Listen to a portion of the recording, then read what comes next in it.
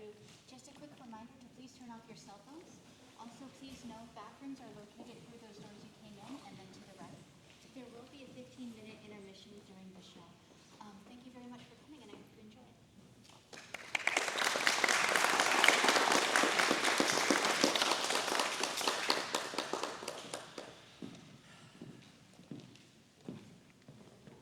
Tranio, since for the great desire I had to see fair Padua, nursery of arts, I am arrived in fruitful Lombardy, the pleasant garden of great Italy, and by my father's love and leave am armed, with his goodwill and thy good company, my trusted servant, well approved in all.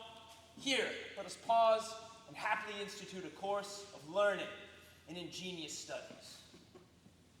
Pisa, renowned for grave citizens, gave me my being, and my father first, a merchant of great traffic through the world, Vincenzio, come of the Bentivogli. Vincenzio's son, it shall become to serve all hopes conceived, to deck his fortune with his virtuous deeds. Therefore, Tranio, for the time I study virtue, and that part of philosophy will I apply that treats of happiness by virtue specially to be achieved. Tell me thy mind, Tranio, for I am Pisa left and am to Padua come, as he that leaves a shallow plash to plunge him in the deep, and where satiety seeks to quench his thirst. Mi perdonate, gentle master mine. I am in all affected as yourself. Glad that you thus continue your resolve to suck the sweets of sweet philosophy. But while we do admire this virtue and this moral discipline, let's be no stoics, nor no stocks, I pray, nor so devoted to Aristotle's checks, as Ovid be an outcast quite abjured. Bulk logic with the acquaintance that you have, and practice rhetoric in your common talk. Music and poesy used to quicken you. The mathematics and metaphysics, fall to them as you find your stomach serves you. No profit grows where there is no pleasure ta'en. In brief, sir, study what you most affect. Gramercy's, Tranio, well dost thou advise. If, Biondello, thou wert come ashore, we could at once put us in readiness and find a lodging fit to entertain such guests as time and Padua shall beget. But stay a while. What company is this? There is, sir, some show to welcome us to town. Gentlemen, importune me no further, for how I firmly am resolved you know. That is, not to bestow my youngest daughter before I have a husband for the elder. If either of you both are blood Caterina, because I know you well and love you well, leave shall you have to court her at your pleasure. To cart her, rather. She's too rough for me. There, Hortensio, will you anyway? I pray you, sir, is it your will to make a stay of me amongst these mates? Mates, maid? How mean you that?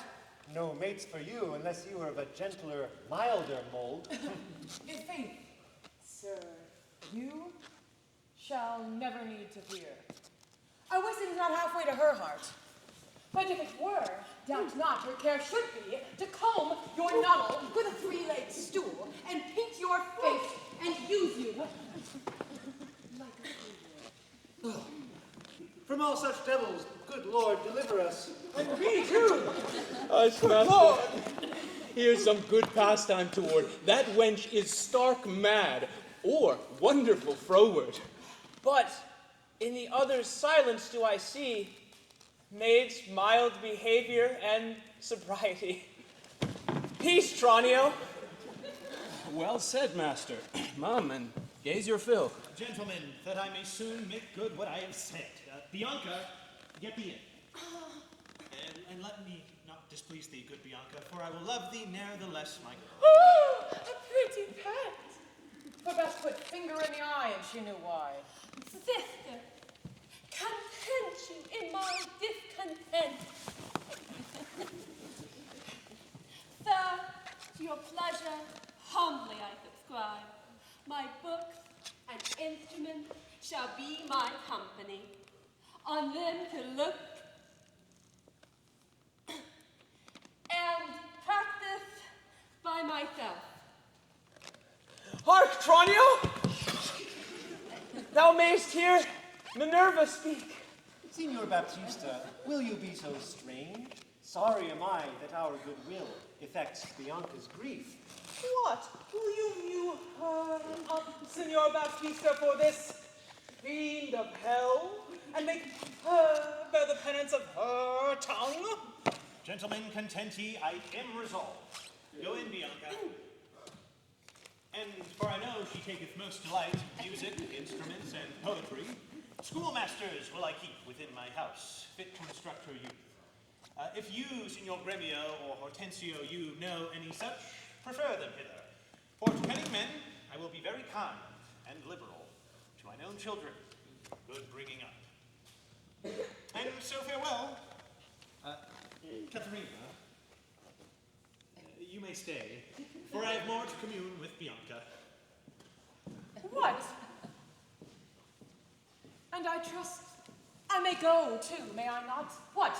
Shall I be appointed hours as though belike I knew not what to take and what to leave?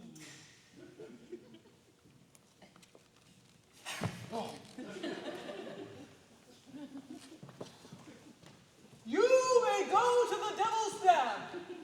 Your gifts are so good, his none will hold you. Their love is not so great, Hortensio, but we may blow our nails together and fast it fairly out. Our cake's dough on both sides. Farewell. Yet, for the love I bear my sweet Bianca, if I can by any means light on a fit man to instruct her that wherein she delights, I will commend him to her father. So will I, Signor Gremio. But a word, I pray. Though the nature of our quarrel, yet never brooked parley. Know now, upon advice, it toucheth us both, that we may yet again have access to our fair mistress, and be happy rivals in Bianca's love, to labor and effect one thing specially.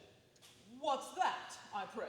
Marry, sir, to get a husband for her sister. A husband? A devil. I say a husband. I say a devil. Thinkest thou, Hortensio, though her father be very rich, any man be so very a fool to be married to hell? Tush, Gremio, though it pass your patience and mine to endure her loud alarms, why, man, there be good fellows in the world, and a man could light on them, would take her with all her faults, and money enough. I cannot tell, but I would as lief take her dowry with this condition as be whipped at the high cross every morning. Faith, as you say, there's small choice in rotten apples. But come, since this bar-in-law makes us friends, it shall be so far forth, friendly maintained, till by helping Baptista's eldest daughter to a husband, we set his youngest free for a husband, and then have to it afresh. Sweet Bianca, happy man be his dole. He that runs fastest gets the ring. How say you, Signor Gremio? I am agreed. And would I had given the best horse in Padua to begin his wooing, who would thoroughly woo her, wed her, bed her, and rid the house of her. Come on. Well, I pray, sir, tell me, is't possible that love should of a sudden taken such a hold? Tranio, till I found it to be true, I never thought it possible, or likely. But see, while idly I stood looking on, I found the effect of love and idleness, and now in plainness do confess to thee, that art as secret and as dear to me as Anna to the Queen of Carthage was. Tranio, I burn, I pine, I perish. Tranio, if I achieve not this young, modest girl, counsel me, Tranio, for I know thou canst. Assist me, Tranio, for I know thou wilt. Master, 'tis no time to chide you now.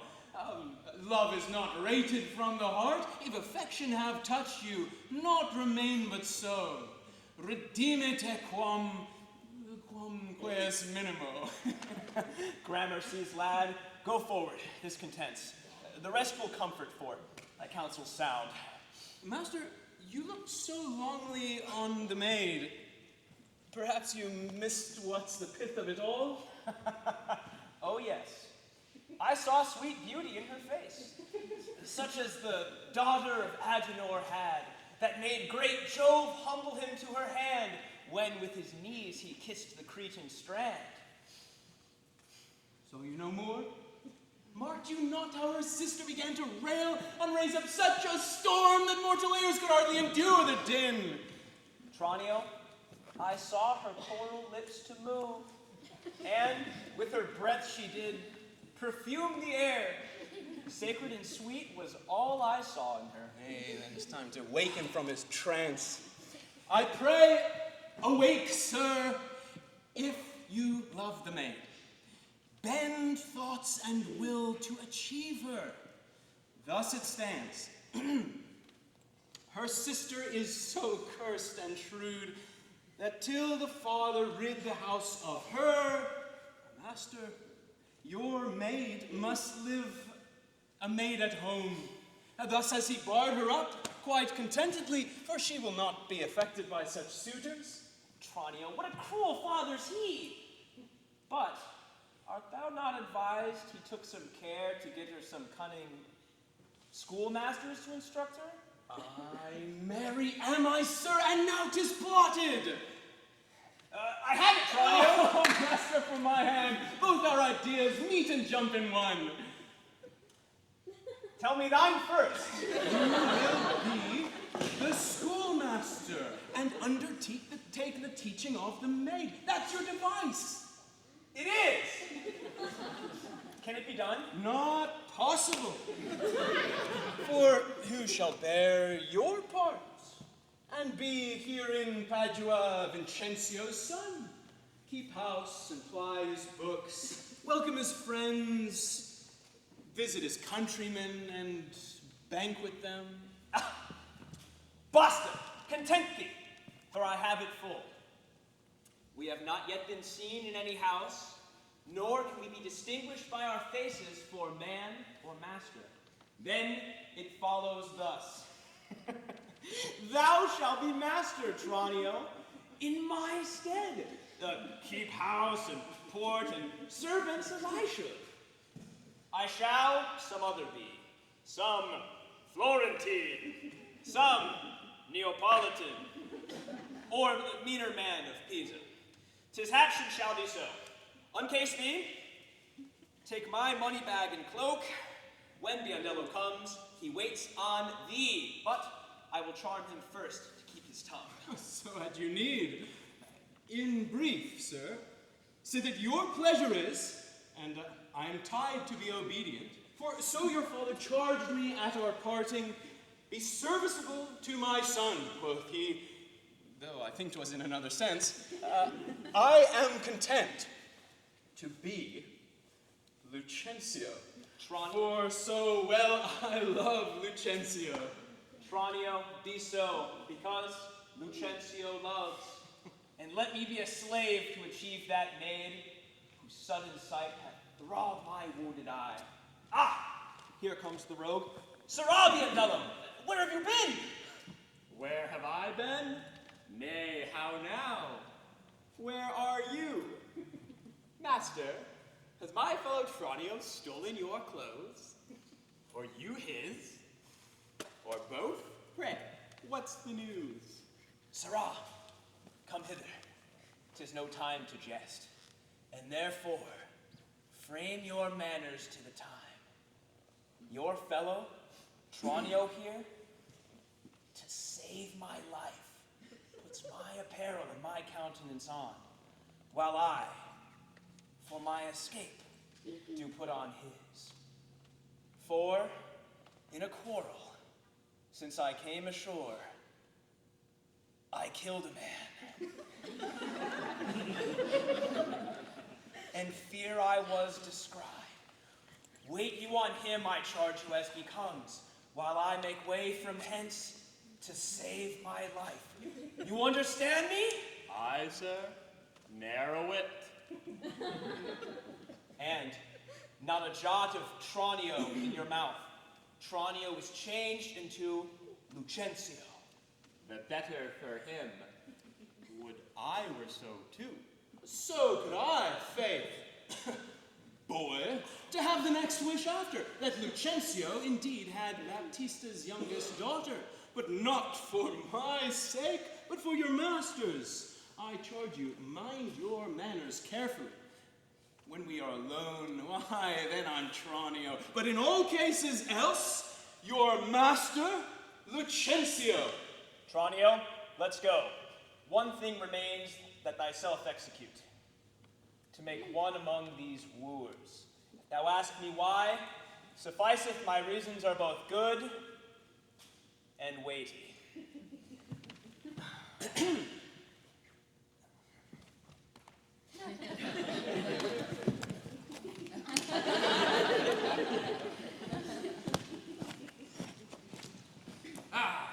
Verona, for a while I take my leave to see my friends in Padua. But of all my best beloved and approved friend, Hortensio. Ah, trow, this is his house here, Sir Algrumio. Knock, I say. Knock, sir?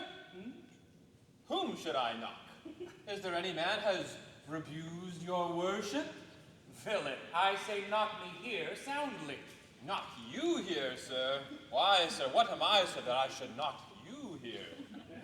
Villain, I say, knock me at this gate, and rap me well, or I'll knock your knave's pate. My master has grown quarrelsome. I should knock you first, and then I know after who comes by the worst. Will it not be? Faith, Thrawn, you'll not knock? I'll ring it. I'll try how you can sew off. I'll sing it. Help, masters, help! My master is mad! Now knock when I bid you, sirrah villain. How now? What's the matter? My old friend Grumio, and my good friend Petruchio. How do you all at Verona? Ah, Signor Hortensio, come you depart this fray? Con tutto le cuore ben trovato, may I say. Alla nostra casa benvenuto. Molto onorato, signor mio Petruchio. Rise, Grumio, rise. We will compound this quarrel. Nay, sir, 'tis no matter what he alleges in Latin. If this be not a lawful cause for me to leave his service, look you, sir. He bid me knock him, and rap him soundly. Well, sir, was it fit for a servant to use his master so? Being perhaps, for aught I see, 32 a pip out? Whom would to God I had well knocked at first, then had not Grumio come by the worst. A senseless villain. Good Hortensio, I bade the rascal knock upon your gate, and could not get him for my heart to do it. Ha! Knock at the gate? Yes. Oh, heavens, spake you not these words clear? Sirrah, knock me here, rap me here, knock me well and knock me soundly. And come you now with knocking at the gate? Oh, sirrah, be gone, or talk not, I advise you. Petruchio, patience. I am Grumio's pledge. Why, this is a heavy chance twixt him and you, your ancient, trusty, pleasant servant Grumio. And tell me now, sweet friend, what happy gale blows you to Padua here from old Verona? Such wind as scatters young men through the world, to seek their fortunes farther than at home, where small experience grows. But in a few, thus it is with me, good Hortensio. Antonio, my father, is deceased. And I have thrust myself into this maze, happily to wive and thrive as best I may. Crowns in my purse I have, and goods at home, and so am come abroad to see the world. Petruchio, shall I then come roundly to thee and wish thee to a shrewd, ill-favored wife? Thou'dst thank me but a little for my counsel. And yet,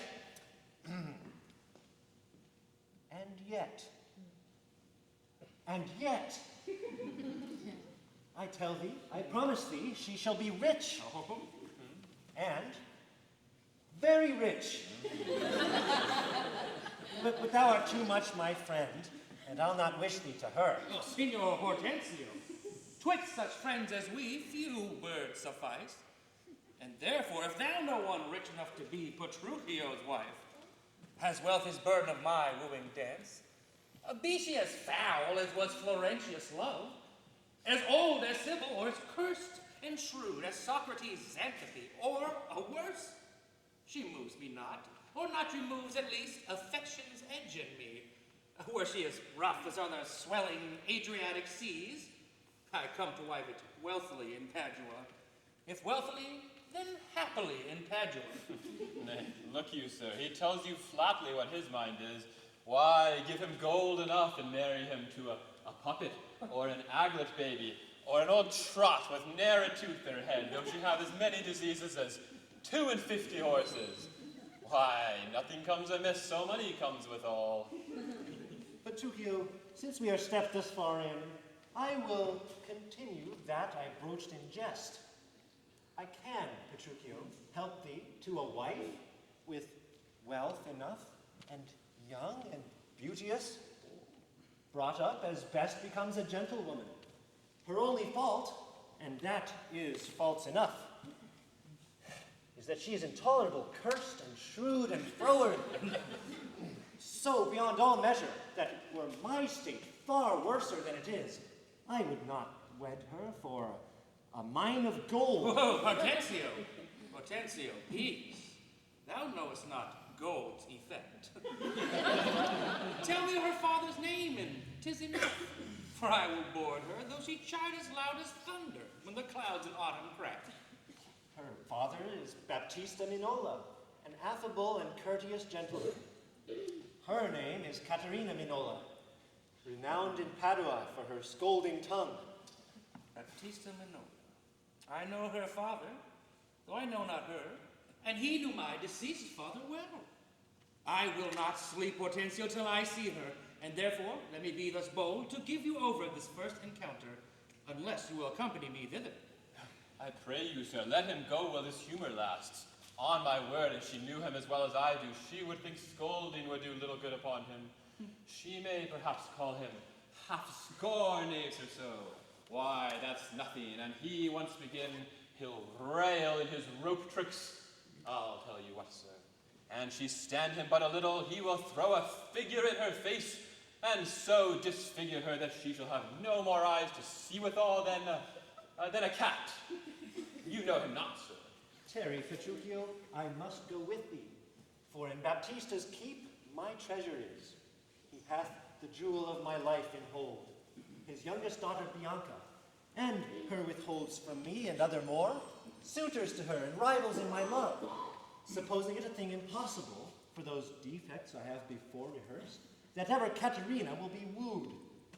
Therefore hath Baptista this order taken, that none shall have access unto Bianca till Catherine the Cursed have got a husband. Catherine the Cursed, a title for a maid of all titles the worst. Now shall my friend Petruchio do me grace, and offer me, disguised in sober robes, to old Baptista as a schoolmaster, well seen in music, to instruct Bianca, that so I may, by this device at last, have leave and leisure to make love to her, and, unsuspected, court her by herself. There's no knavery. See to beguile the old folks how the young folks lay their heads together. Master, look about you. Who goes there, huh? Hey, Scrumio, it is the rival of my love. Petruchio, stand by a while. A proper stripling. And an amorous. Oh, very well. I have perused the note. Hark you, sir. I'll have them very fairly bound. All books of love. See that at any hand. And see you read no other lectures to her. You understand me? Over and beside Signor Baptista's liberality, I'll mend it with a largesse. Take your paper, too. I'll have it very well perfumed, for she is sweeter than perfume itself to whom they go. What will you read to her? Whatever I read to her, I'll plead for you. As for my patron, stand you so assured, as firmly as yourself were still in place. Yea, and perhaps with more successful words than you. Unless you were a scholar, sir. Oh, this learning, what a thing it is. Oh, this woodcock, what an ass it is. Peace, sirrah. Grumio, Mum. God save you, Signor Gremio. And you are well met, Signor Hortensio. Trow you whither I am going? To Baptista Minola. I promise to inquire carefully about a schoolmaster for the fair Bianca, and by good fortune I have lighted on this young man in learning and behavior fit for her turn, well read in poetry and other books. Good ones, I warrant you. 'Tis well. And I have met a gentleman, hath promised to help me to another, a fine musician, to instruct our mistress. That, so shall I no whit be behind in duty to fair Bianca, so beloved of me. So beloved of me, and that my deed shall prove. And that his bags shall prove. Gremio, 'tis now no time to vent our love. Listen to me, and if you speak me fair, I'll tell you news indifferent, good for either. Here is a gentleman, whom by chance I met, upon agreement from us to his liking, hath promised to woo cursed Catherine. Yea, and to marry her, if her dowry please. So said, so done as well. Hortensio, have you told him all her faults? I know she is an irksome, brawling scold. If that be all, masters, I hear no harm. No? Sayest me so, friend? What countryman? Born in Verona, old Antonio's son. My father dead, my fortune lives for me, and I do hope good days and long to see. Sir, such a life with such a wife were strange. But if you have a stomach to it, a God's name, you shall have me assisting you in all. But will you woo this wild cat? Will I live? Will he woo her? Aye, or he'll hang her. Why came I hither but to that intent? Think you a little din can daunt mine ears? Have I not in my time heard lions roar? Have I not heard the sea, puffed up with winds, rage like an angry, chafed boar, dripping with sweat? Have I not heard great ordnance in the field, and heaven's artillery thundering in the skies? Have I not in pitched battle heard loud alarums, neighing steeds, and trumpets clang? And do you tell me of a woman's tongue that gives not half so great a blow to the ear as will a chestnut in a farmer's fire? Tush, tush, fear boys with bugs. For he fears none. Hortensio, hark! This gentleman is happily arrived, my mind presumes, for his own good and ours. I promised we would be contributors and bear his charge of wooing whatsoever. And so we shall, provided that he win her. I wish I were sure of a good dinner. Gentlemen, God save you. I pray, if I may be so bold, tell me which is the readiest way to the house of Signor Baptista Minola. He that has 2 fair daughters. Is he, you mean? Even he, Biondello? Hark you, sir. You mean not her to woo.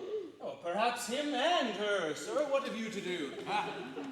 Not her that chides, sir, at any hand, I pray. I love no chiders. Biondello, let's away. Begun, Tranio. Sir, a word ere you go. Are you a suitor to the maid you speak of? Yea or no?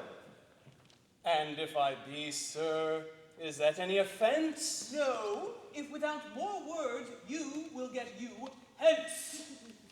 Why, sir, are not the streets as free for me as for you? But so is not she. For what reason, I beseech you? For this reason, if you'll know, that she is the choice love of Signor Gremio. That she is the chosen of Signor Hortensio. Softly, my masters. If you be gentlemen, do me this right. Bear me with patience. Baptista is a noble gentleman to whom my father is not all unknown. And were his daughter fairer than she is, she may more suitors have, and me for one.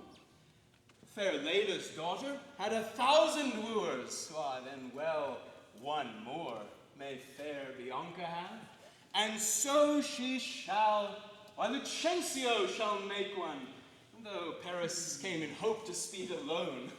What? This gentleman will out-talk us all. Sir, give him head. I'm sure he'll prove a jade. Beatricio, to what end are all these words? Sir, let me be so bold as to ask you, did you yet ever see Baptista's daughter? Oh, no, but I hear that he hath but two, one as famous for a scolding tongue as the other is for beauteous modesty. The first for me, let her go by. Yea, leave that labor to great Hercules, and let it be more than his labors 12. Sir, understand you this of me in sooth. The youngest daughter whom you hearken for, her father keeps from all access of suitors, and will not promise her to any man until the elder sister first be wed. The younger then is free and not before. If this be so, sir, that you are the man must stead us all, and me amongst the rest, and if you break the ice, and do this feat, achieve the elder daughter, and set the younger free for our access, whose hap shall be to have her, will not so graceless be as to be ingrate. Sir, you say well, and well do you conceive.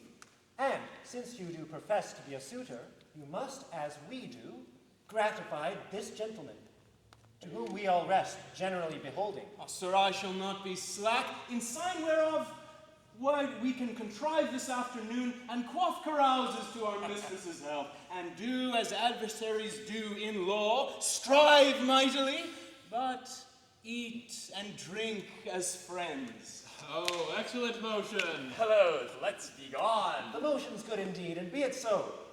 Petruchio, I shall be your benvenuto.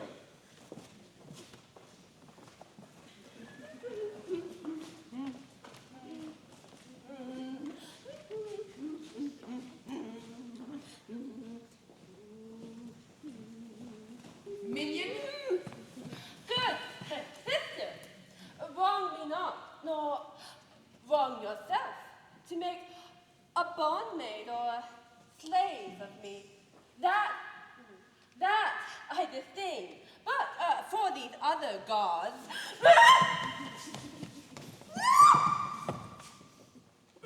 unbind my hands.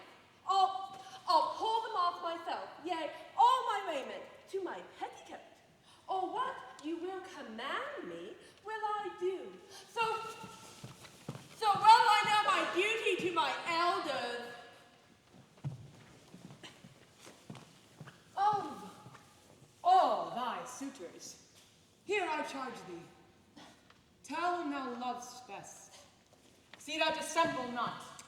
Believe me, sister, of all the men alive, I never yet beheld that special faith, which I could fancy more than any other. Minion? Relaxed. Is not Hortensio?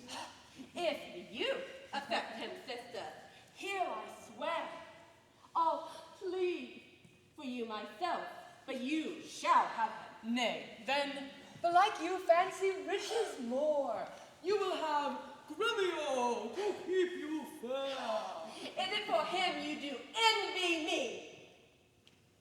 So, nay, then you jest. And now I well perceive you have but jested with me all this while. I prithee, Sister Kate, untie my hands. If this be just, then all the rest was so. Why, how now, dame? Whence grows this insolence? Bianca, stand aside. Poor girl, she weeps. Go, ply thy needle. Meddle not with her. For shame, thou hireling of a devilish spirit. Why dost thou wrong her who did ne'er wrong thee? When did she cross thee with a bitter word? Oh, silence! shall be revenged. But to my sight, Bianca, get thee in. Will you not suffer me? Nay, now I see. She is your treasure.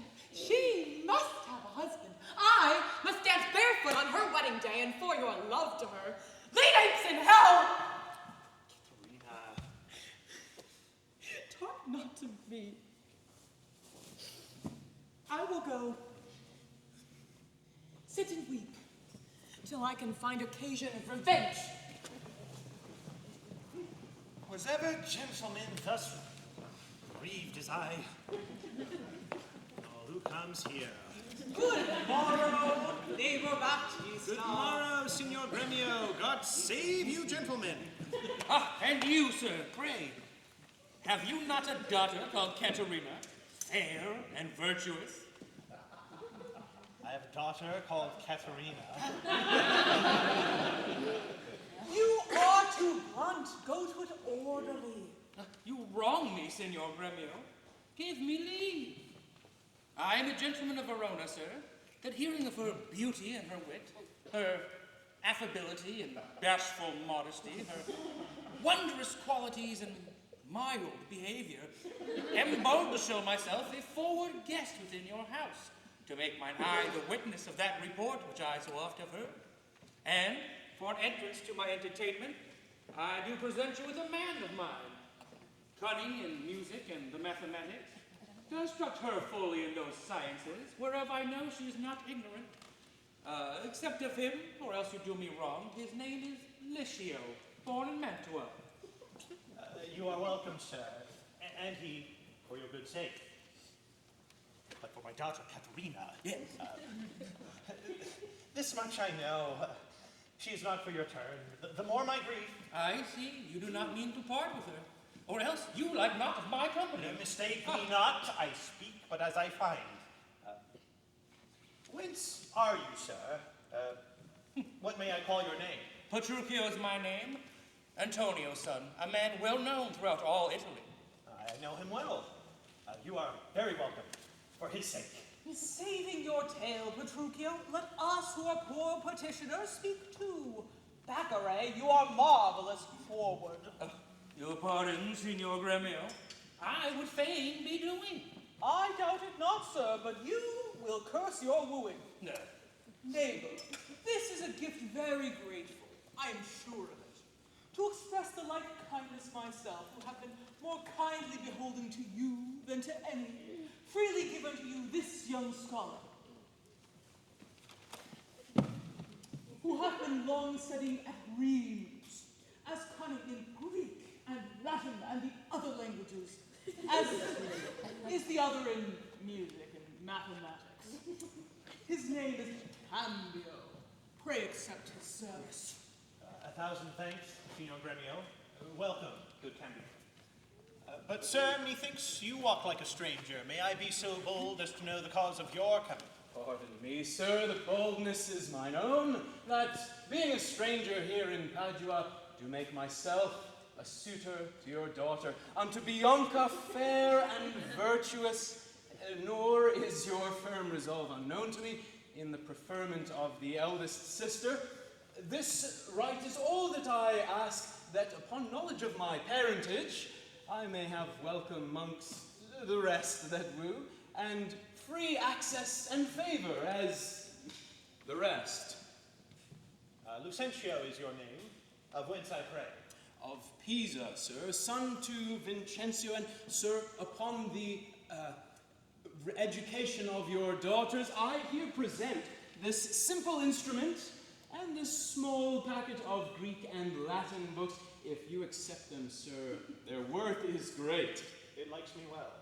Vincencio is a mighty man of Pisa, by report. Pisa, renowned for grave citizens. I know him well. You are very welcome, sir. And take you the lute, and you the set of books. You will go see your pupils presently and tell them that these are their tutors. Bid them use them well. We will go walk in the orchard and then to dinner. You are passing welcome. And so I pray you all to think yourselves. Signor Baptista, my business asketh haste. and every day I cannot come to woo. You knew my father, and in him me, left solely heir of all his lands and goods, which I have bettered rather than decreased. Then tell me, if I get your daughter's love, what dowry shall I have with her to wife? After my death, 1/2 of my lands, and in possession, 20,000 crowns. Oh, and for that dowry, I'll assure her of her widowhood, be it that she survived me, and all my lands and leases whatsoever. The specialities be therefore drawn between us. The covenants may be kept on either hand. Aye, when the special thing is well obtained, that is her love. For that is all in all. Why, that is nothing, Father.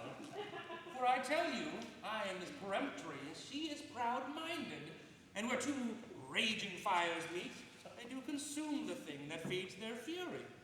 Though a little fire grows great with little wind, its extreme gust will blow out fire and all. So I to her, and so she yields to me.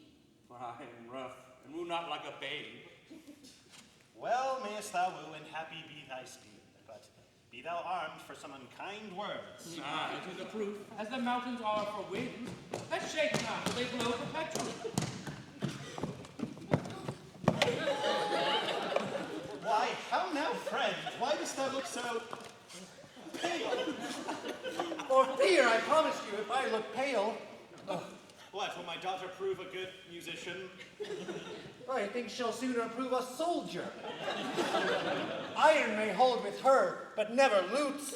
Aye, thou canst not break her to the lute.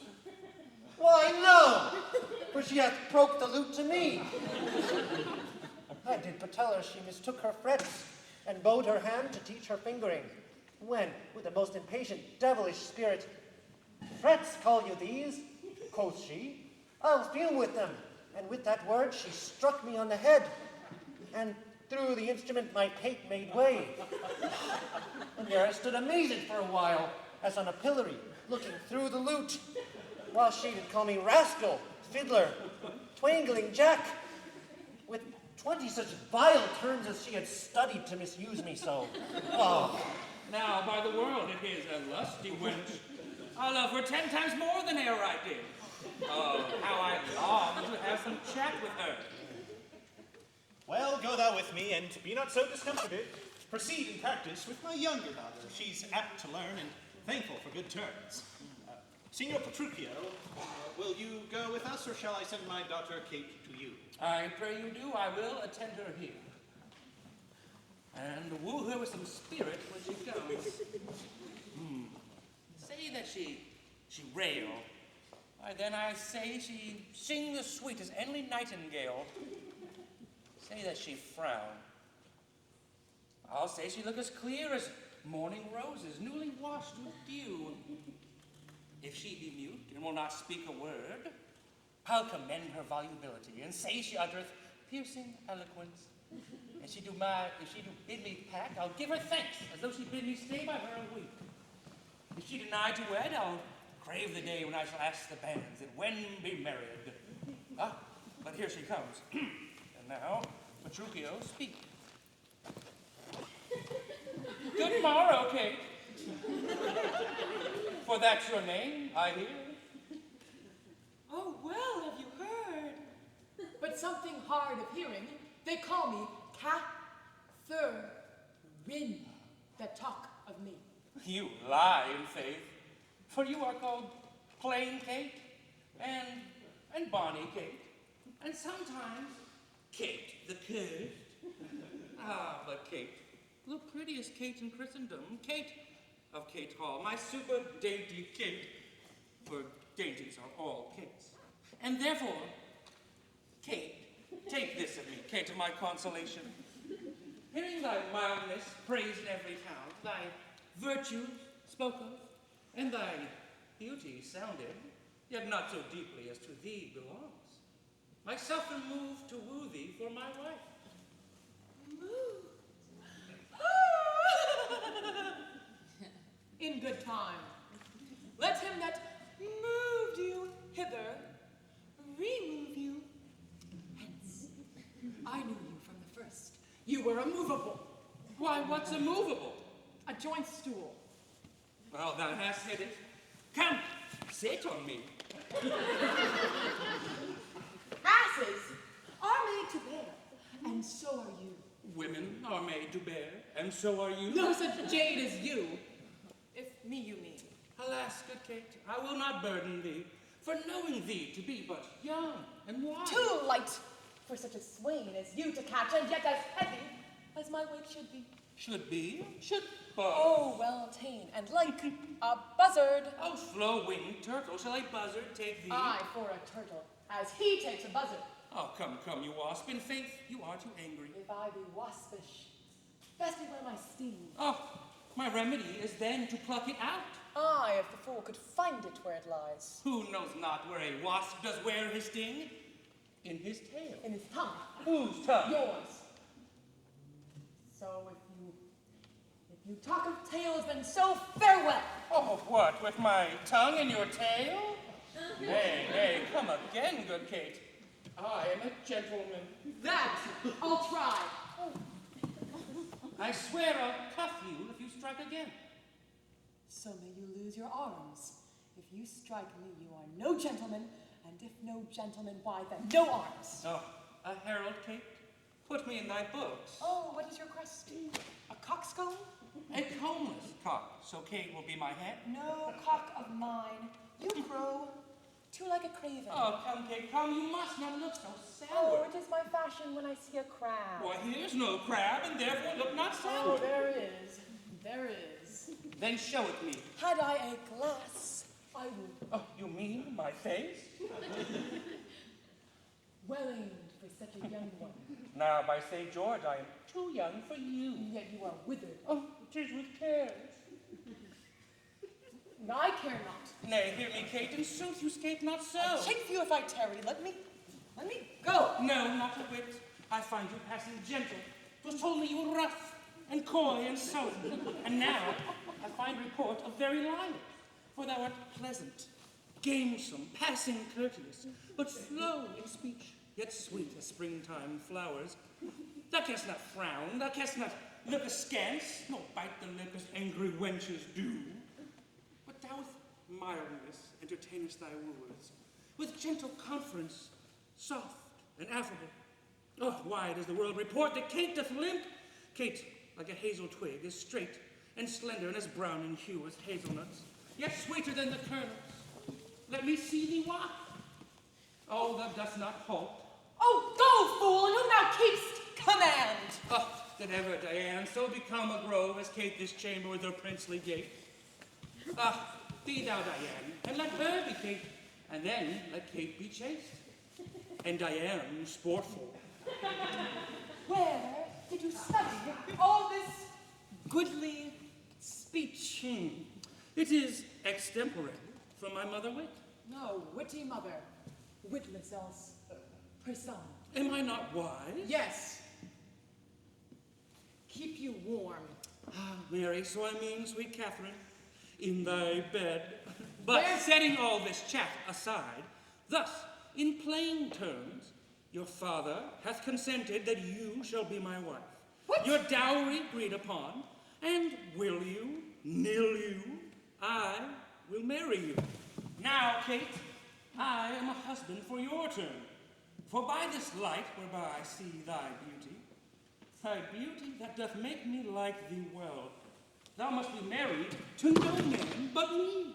For I and he am born to tame you, Kate, and bring you from a wild Kate to a Kate conformable as other household Kates. Here comes your father, never is denied. I must, and we'll have Catherine for my wife. Now, Signor Petruchio, how speed you with my daughter? Oh, how but well, sir, how but well? It were impossible I should speed amiss. How now, daughter Catherine? In your dumps? No, you mean daughter! Now I promise you, you have shown a tender, fatherly regard to wish me wed to one half lunatic, a madcap ruffian, and a swearing jack, things with oaths to face the matter out. Father, 'tis thus. Yourself in all the world that talked of her have talked amiss of her. If she be cursed, it is for policy. For she's not froward, but modest as the dove. She's not hot, but temperate as the morn. For patience, she will prove a second Gracile, and Roman Lucretia for her chastity. And to conclude, we have agreed so well together that upon Sunday is the wedding day. Hanged on Sunday first. Oh, hark! Petruchio! She says she'll see thee hanged first. Is this your speeding? Nay, then good night our part. Gentlemen, be patient. I choose her for myself. If she and I be pleased, what's that to you? 'Tis bargain twixt us twain, being alone, that she shall still be cursed in company. I tell you, 'tis impossible to believe how much she loves me. The kindest thing. She hung about my neck, and kiss on kiss she vied so fast, protesting oath on oath, and in a tweet she won me to her love. Oh, you are novices. 'Tis a world to see how tame, when men and women are alone, a meek wretch can make the cursedest shrew. Oh, give me thy hand, Kate. I will on to Venice to buy apparel against the wedding day. Provide the feast, father. Bid the guests. I will be sure my Catherine shall be fine. Yes. Yes! I know not what to say, but yes! God send joy give me your hands! Petruchio, 'tis a match! Amen! We'll be witnesses! Father, and wife, and gentlemen, adieu. I must unto Venice. Sunday comes apace. You have rings and things and fine array, and kiss me, Kate. We'll be married a Sunday.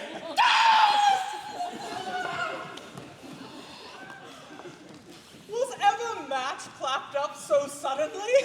Faith, gentlemen, now I play a merchant's part and venture madly on a desperate art.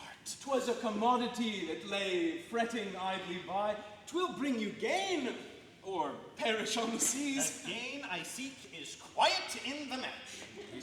I have no doubt, but he hath got a quiet catch. But now, Signor Baptista, as to your younger daughter, now is the day we have long looked for. I am your neighbor and will suit her first. And I, the one that love Bianca more than words can witness, nor your thoughts can guess. Youngling, thou canst not love so dear as I. Grey beard, thy love doth freeze. But thine doth fry. Skipper, stand back. 'Tis age that nourisheth. But youth in the lady's eyes that flourisheth. Gentlemen, content ye, I will compound this strife. 'Tis deeds must win the prize, and he of both who can assure my daughter greatest dower shall have Bianca's love. Say, Signor Gremio, what can you assure her? First, as you know, my house within the city is richly furnished with plate and gold, basins and ewers to lave her dainty hands. My hangings all of Tyrian tapestry. In ivory coffers have I stuffed my crowns. In cypress chests my arras counterpoints, costly apparel, tents and canopies, fine linen, turkey cushions bossed with pearl, valence of Venice, gold and needlework, pewter and brass, and all things which belong to house or housekeeping. Then, at my farm, I have 100 milk kine to the pail, 60 fat oxen, standing in my stalls, and all things answerable to this portion. Myself am struck in years, I must confess. And if I die tomorrow, all is hers. If whilst I live, she will be only mine. That only came well in. Sir, list to me. I am my father's heir, and only son. And if I may have Bianca to my wife, I'll leave her houses 3 or 4 as good behind rich Pisa walls, as any one old Signor Gremio has here in Padua, besides 2,000 ducats by the year of fruitful land, all which shall be her jointure. What, Signor Gremio, have I pinched you? 2,000 ducats by the year of land? My land amounts to not so much at all. That besides an argosy that is now lying in Marseilles Road. What? Have I choked you with an argosy? Gremio, 'tis well known that my father hath no less than 3 argosies and 12 tight galleys, besides 2 other galleasses. All these I shall insure, and twice as much whate'er thou offerest next. Nay, I've offered all. She can have no more than all I have. But if you like me, she shall have me and mine. No, then the lass is mine from all the world, by your good promise. Gremio is outvied. I must confess, your offer is the best. And let your father make her the assurance. She is your own. Else, if you must pardon me, you should die before him. Where's her dower? That's but a cavil. He's old, I young. And may not young men die as well as old? Well, gentlemen, I am thus resolved. On Sunday next, you know, Caterina is to be married to Petruchio. Now, on Sunday following, shall Bianca be bride to you, if you make this assurance. If not, then to Signor Gremio. And so I take my leave and thank you both. Adieu, good neighbor. Now, I fear thee not. Sirrah, young gamester, your father were a fool to give thee all, and in his wading age, set foot under thy table. Tut, a toy. An old Italian fox is not so kind, my boy. Vengeance on your crafty, withered hide. Yet I have faced it with a card of 10. 'Tis in my head to do my master good. I can see no reason but that supposed Lucentio must get a father, called supposed Vincencio. And there's a wonder. Fathers ofttimes do get their children, but in this case of wooing, a child shall get a sire, if I fail not of my cunning. Fiddler, forbear! You grow too forward, sir. Have you so soon forgot the entertainment her sister Catherine welcomed you withal? But, wrangling pedant, this is the patroness of heavenly harmony. Then give me leave to have prerogative. And when in music we have spent an hour, your lessons shall have leisure for as much. Preposterous ass that never read so far to understand the cause why music was ordained. Was it not to refresh the mind of man after his studies or his usual pain? Then give me leave to read philosophy, and while I pause, serve in your hearts. Sirrah, I'll not bear these praise of thine. Why, gentlemen, you do me double wrong. To strive for that which resteth in my choice. I am no breaching scholar in the schools. I'll not be tied to hours nor pointed times, but learn my lessons as I please myself, and to cut off all strife. Here sit we down. Take you your instrument, play you the while. His lecture will be done ere you have tuned. You'll leave his lecture when I'm in tune. That will be never. Tune your instrument.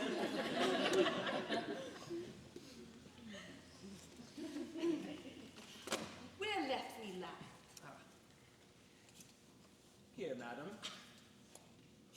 ibat simois.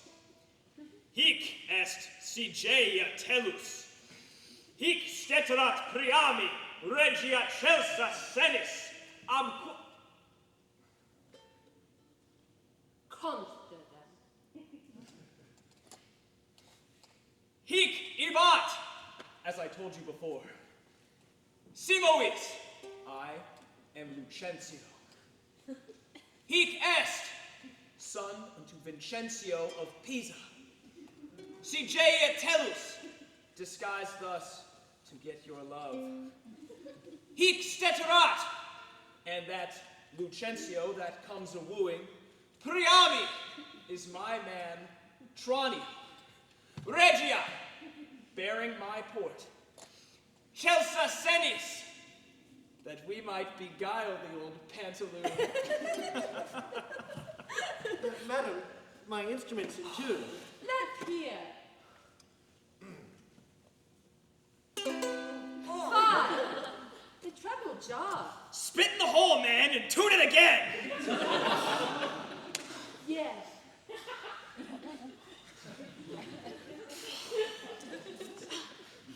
Now let me see if I can conjure it. Hic iba simois. I know you not. Hic est Sigea Toulouse. I trust you not. Hic desuat priami. Take heed he hears us not. Regia, pursue not. Celsa finis. Despair. Madam, 'tis now in tune.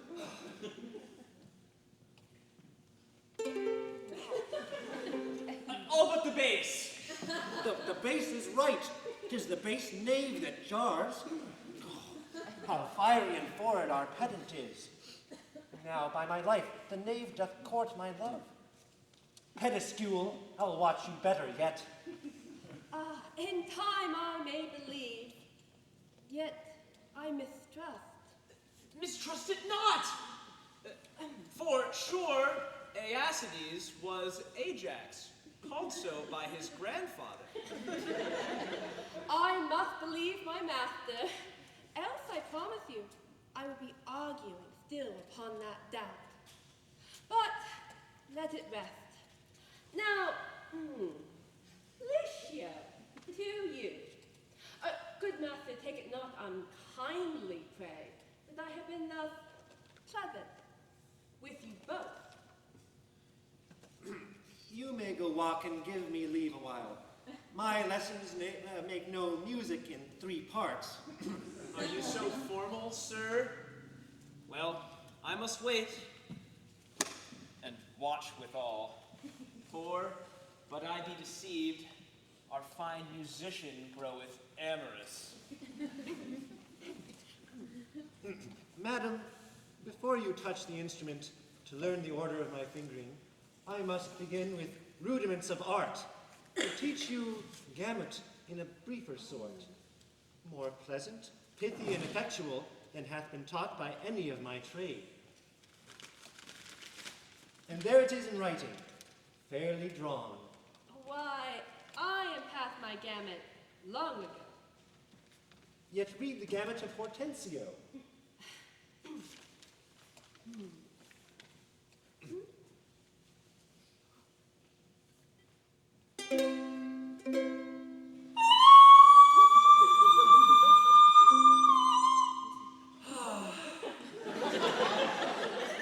I am the ground of our chord.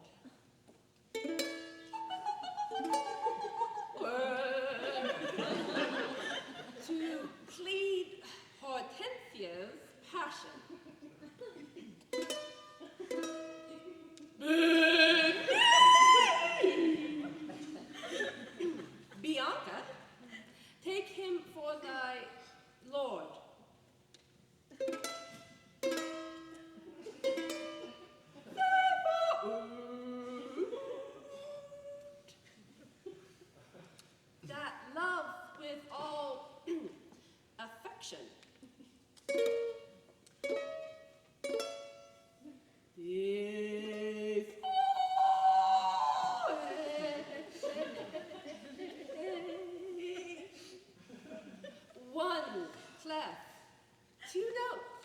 have I.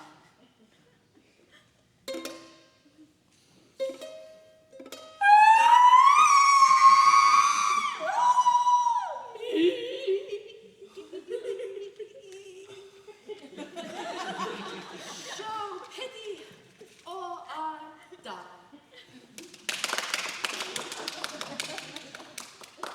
Call you this, Gamut? Tut. Tut. I like it not. Old fashions please me best. I am not so nice to change true wool for odd inventions. Mistress, your father prays you leave your books and help to dress your sister's chamber up. You know tomorrow is the wedding day. Farewell, sweet masters both. I must be gone. Faith, mistress. Then I have no cause to stay.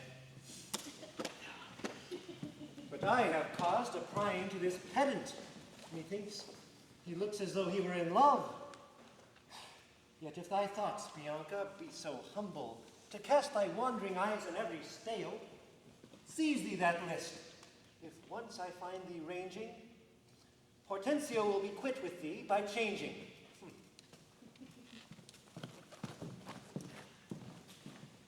Signor Lucentio, this is the appointed day that Katharina and Petruchio should be married. And yet we hear not of our son-in-law. What will be said? What mockery will it be to want the bridegroom when the priest attends to speak the ceremonial rites of marriage? What says Lucentio to this shame of ours? No shame, but mine.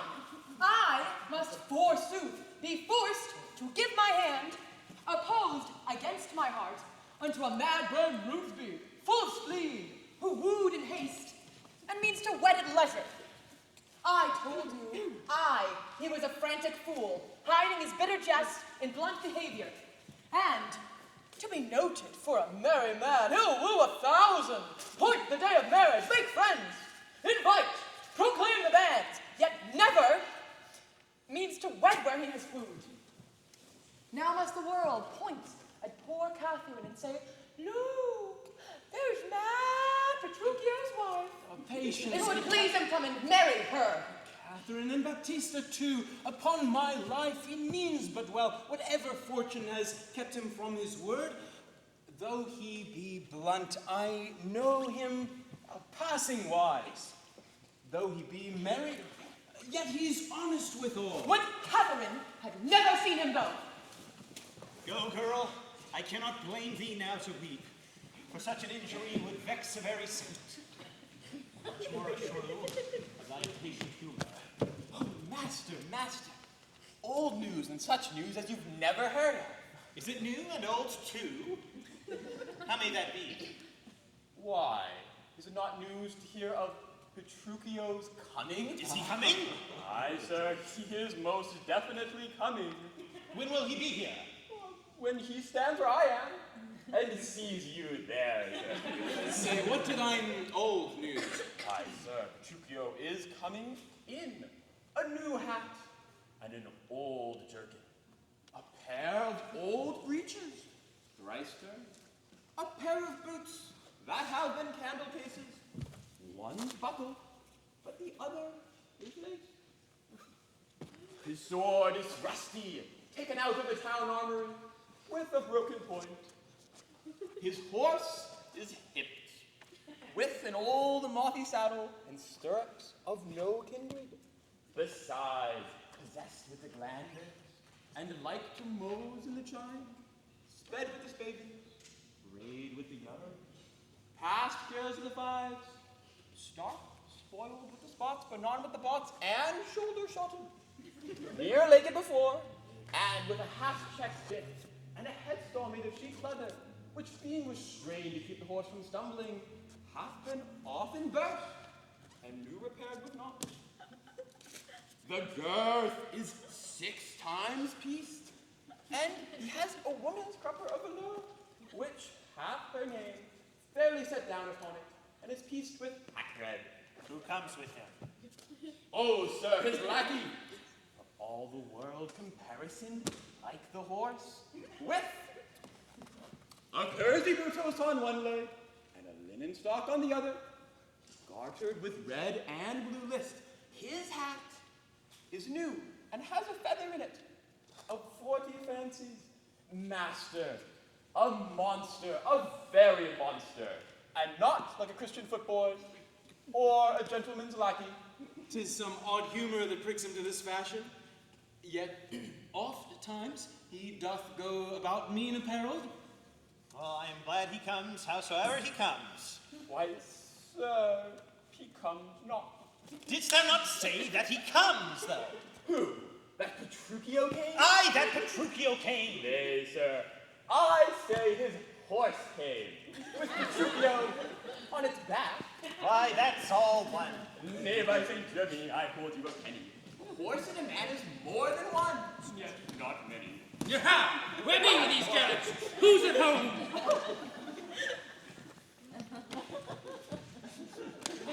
You are welcome, sir. And yet I come not well. And yet you halt not. And not so well apparelled as I wish you were. Were it better I should rest in thus?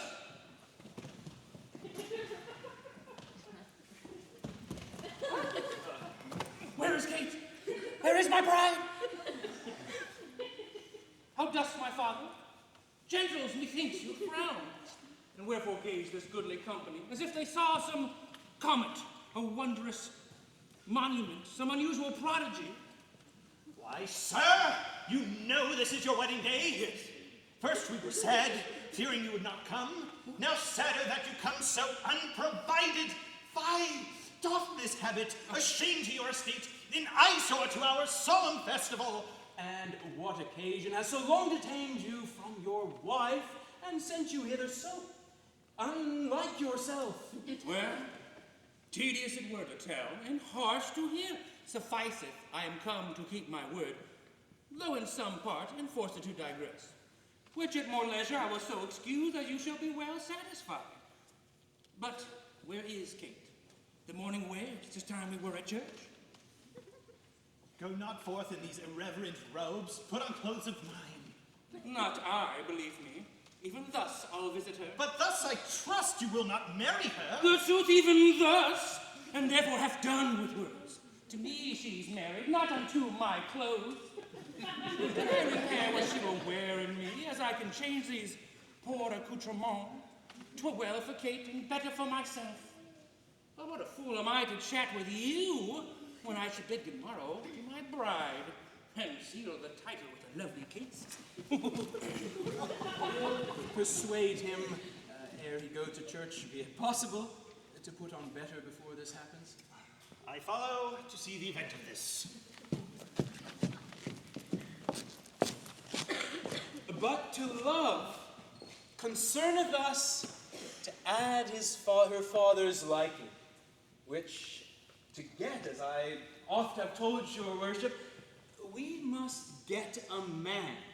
Whate'er he be, it skills not much, will fit him to our turn. And he shall be Vincentio, and give assurance to Baptista Minola, and a dower in marriage of greater sums than I have promised. And thus you shall bear your hope, and take sweet Bianca with consent. Were it not that our fellow schoolmaster doth court Bianca, watch her steps so narrowly, 'twere good, methinks, to steal our marriage, which, once performed, let all the world say no, I'll hold mine own despite of all the world. Mind you not him. By and by, we mean to look into this by degrees, and watch our vantage in this business. We'll overreach the old grey-beard Gremio, the narrow-prying father Minola, the amorous young musician Licio, and all for my master's sake, Lucentio. Signor Gremio, come you from the church? As willingly as ere I came from school. And is the bride and bridegroom coming home? A bridegroom, say you? 'Tis a groom indeed. a grumbling groom, and that the girl shall find. Cursed than she, what is impossible? Why, he's a devil, a very fiend. What, she's a devil, oh, a devil, the devil's dam. Tut, she's a lamb, a dove, a fool to him. I'll tell you, Sir Lucentio, when the priest did ask if Catherine should be his wife, "Aye, by Gog's wounds," quoth he, and swore so loud that all amazed the priest let fall the book. And as he stooped again to take it up, this mad-brained bridegroom took him such a cuff that down fell priest and book and priest. "Now take it up again," quoth he, "if any list." What said the wench when he arose again?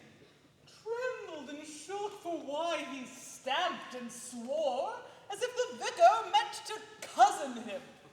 But after many ceremonies done, he calls for wine. "A health," quoth he, as if he had been aboard carousing to his mates after a storm, quaffed off the muscadel, and threw the sops all in the sexton's face, having no other reason but that the sexton's beard grew thin and hungry, and seemed to cry for sops as he was drinking. This done, he took the bride about the neck, and kissed her lips with such a clamorous smack, that at their parting all the church did echo. I, seeing this, came thence for very shame, and after me I know the rout is coming. Such a mad marriage never was before. Hark! Hark! I hear the minstrels play!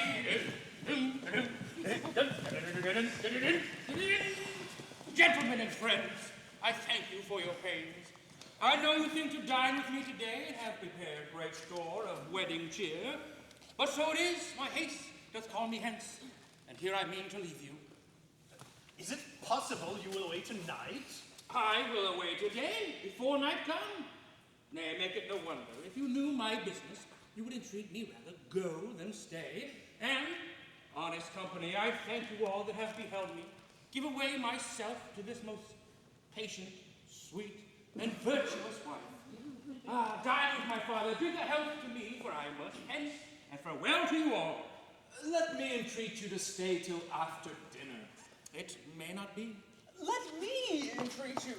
It cannot be. Let me entreat you. Oh, I am content.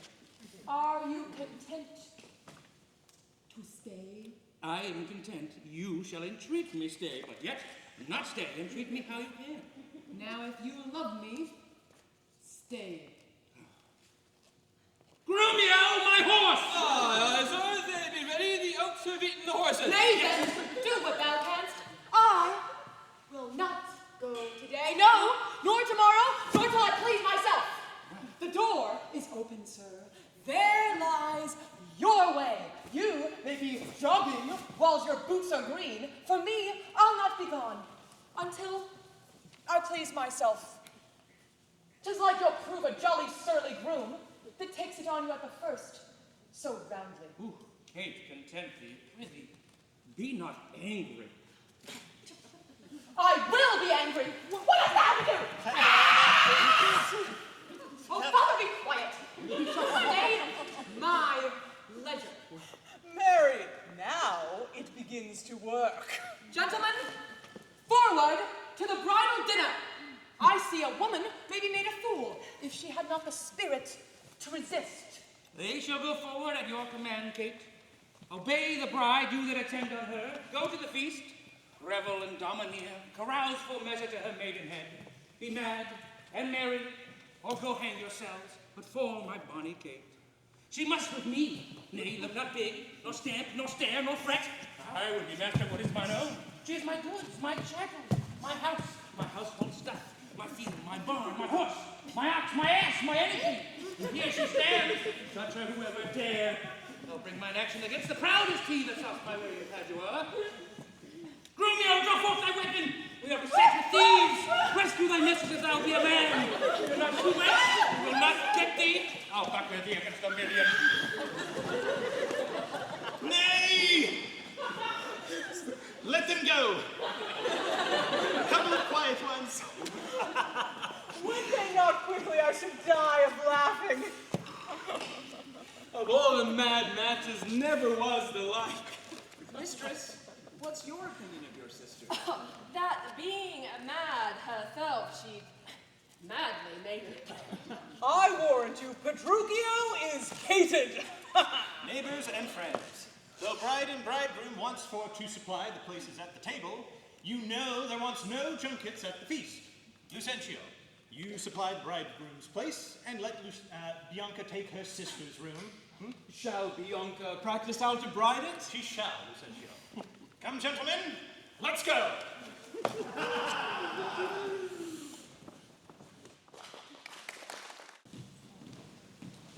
Oh, fie on all tired jades, on all mad masters, on all foul ways. Was ever man so beaten? Was ever man so rayed? Was ever man so weary? I am sent before to make a fire, and they are coming after to warm them. Now were not I a little pot, and soon hot? My very lips might freeze to my teeth, my tongue to the roof of my mouth, and my heart in my belly, ere I should come by a fire to thaw me. But I, by blowing on the fire, shall warm myself.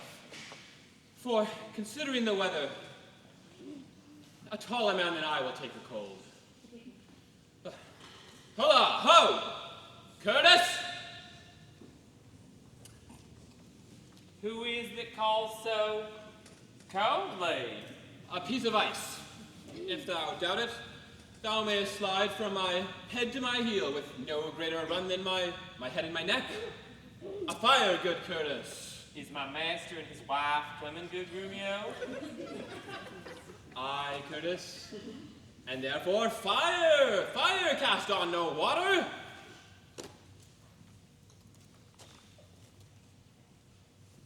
Is she so hot a shrew has been reported?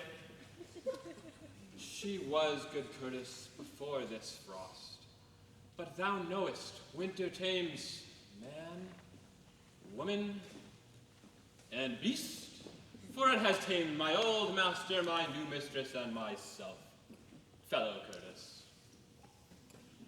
Away, you strange fool, I have no base. Am I but 3 inches? Why, thy horn is a foot, and so long am I at the least. But, wilt thou make a fire, or shall I complain on thee to our mistress, whose hand, she being now at hand, thou shalt soon feel to thy cold comfort. For being slow in thy hot office. I pray thee, good Romeo, tell me, how goes the world? A cold world, Curtis, in every office, but thine, and therefore fire! Do thy duty, and have thy duty, for my master and mistress are almost frozen to death. There's fire ready, and therefore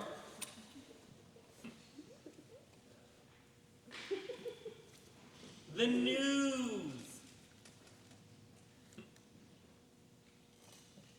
Well, Jack boy, ho boy, and as much news as thou. You are so full of coney catching. Why therefore fire, for I have caught extreme cold.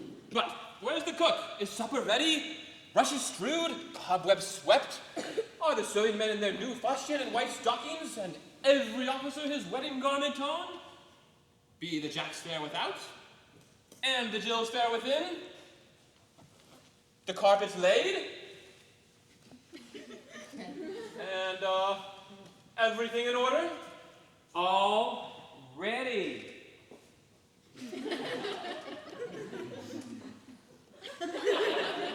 And therefore, the news.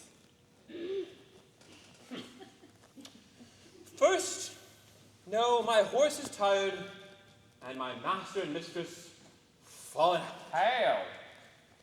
Out of their saddles and into the dirt, and thereby hangs a tale. Well, let's have it, good Grumio. First, lend me thine ear. Here. There! This is to feel a tale, not to hear a tale. And therefore 'tis called a sensible tale. And this cup is but to knock at your ear and beseechless. Now, I begin. Imprimis, we came down a foul hill, my master riding behind my mistress, each to their own horse. Both with one horse? What's that to thee? Why, a horse. Tell thou the tale. But, hadst thou not crossed me, thou shouldst have heard how her horse fell. Thou shouldst have heard how she under her horse, how miry a place, how she was bemoiled, how he left her with the horse upon her, how he beat me because her horse stumbled, how she waded to the dirt to pluck him off me, how he swore, how she prayed that never prayed before, how I cried, how the horses ran away, how her bridle was burst, how I lost my crupper, with many other things of worthy memory that now shall perish in oblivion, and thou return unexperienced to thy grave. By this reckoning, he is more shrew than she. Aye, and that thou, the proudest of you all, shall come to find when he comes home. But what talk I of this? Call forth Nathaniel, Joseph, Nicholas, Philip, Walter, Sugarsop, and the rest. Let their heads be sleekly combed and their blue coats brushed. Let their garters be of an indifferent knit. Let them curtsy with their left leg, and not presume to touch a hair of my master's horsetail till they have kissed their hands. Are they all ready? They are. Call them forth. Do you hear? Ho! You must meet my master to countenance my mistress. Why, she hath a face of her own. Oh, who knows not that? Thou, it seems, a cause for company to countenance her. I call them forth to credit her. Think she comes to borrow nothing of them. Welcome home, Grumio! Oh no, Grumio! What now, Grumio? Hello, Grumio! Welcome home, old lad. Oh, welcome you. How now, you? What you? Fellow you.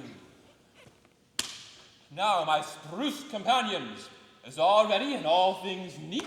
All things is ready. How near is our master? Being alighted by thee. Therefore, being a... Hearken silence! I hear my master. Where be these knaves? What? No man at door to hold my stirrup nor take my horse? Where's Nathaniel? Peter? Curtis?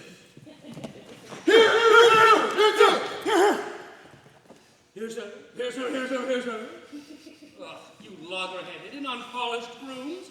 What? No attendance, no regard, no duty?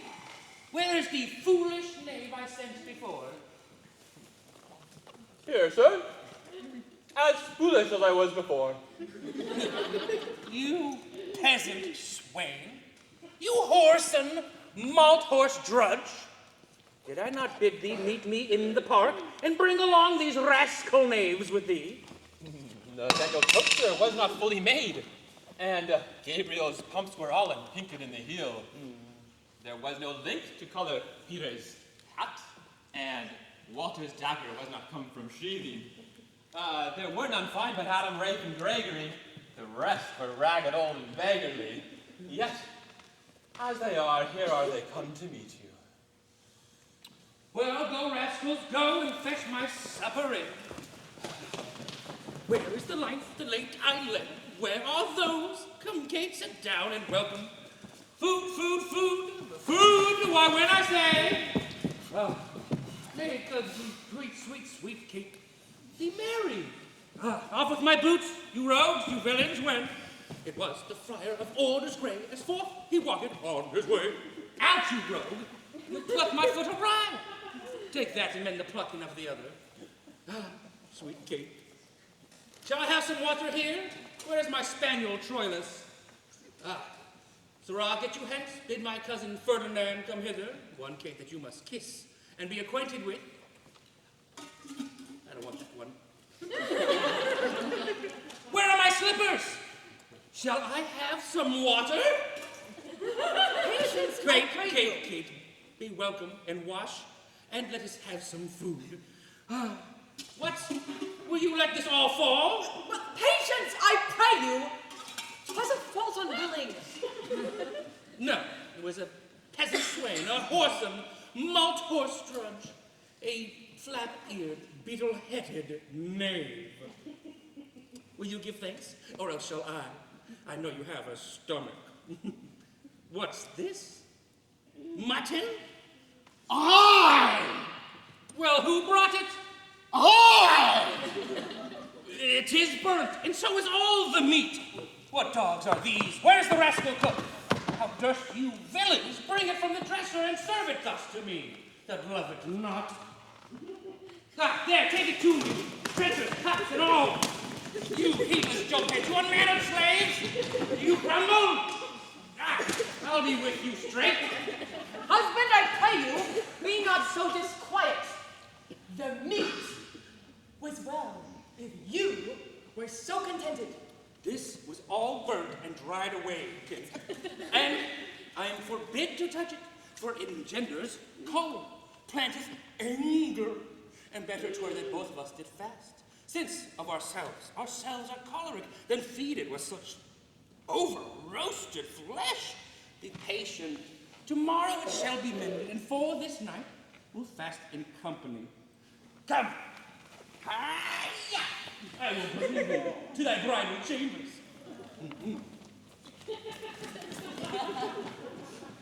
Peter! Did she ever see such a thing? He kills her in her own humor. Oh, where is he? In her chamber, making a sermon of consonancy to her, and rails and swears and rapes, and she does not have to stand, to look, to speak. It sits as one new risen from a drain. Oh, wait, they're coming hither. Thus have I politically begun my reign, and 'tis my hope to end successfully.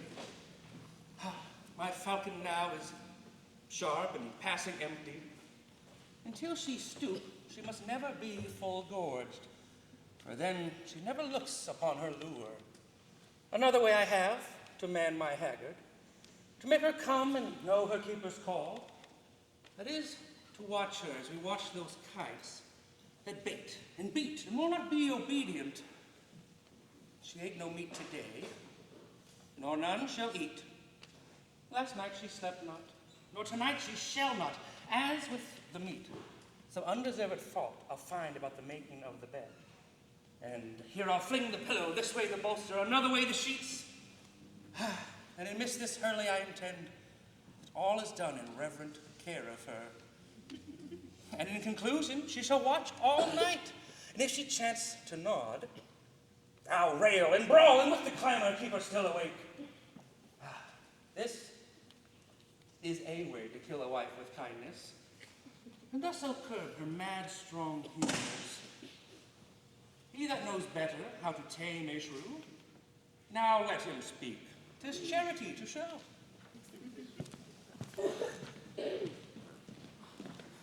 Is't possible, friend Lucio, that Mistress Bianca doth fancy any other save Lucentio? I tell thee, she doth bear me fair in hand. Sir, to satisfy you in what I have said, stand by and mark the manner of his teaching. Mistress, profit you in what you read? What, master, read you? First resolve me that. I read that I profess the art to love. And may you prove, sir, master of your art. while you, sweet dear, prove mistress of my heart. Quick procedures, Mary. Now tell me, I pray, you that durst swear that your mistress Bianca loved none in the world so well as Lucentio. Oh, despiteful love, unconstant womankind! Why tell me, Lucio, this is wonderful. Mistake no more. I am not Lizio, nor a musician as I seem to be, but one that scorned to live in this disguise, for such a one as leaves in gentlemen, and makes a god of such a cullion. Know, sir, that I am called Hortensio.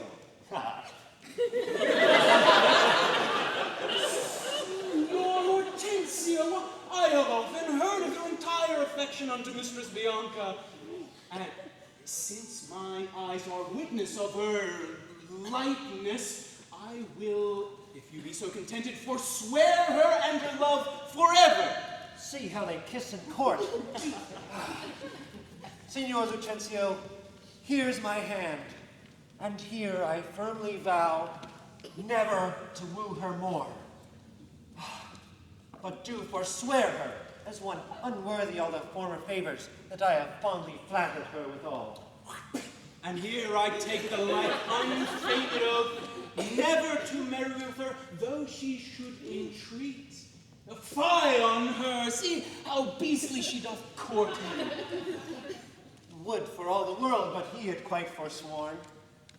For me, that I may surely keep mine oath, I will be married to a wealthy widow ere 3 days pass, that hath as long loved me as I have loved this proud, disdainful haggard.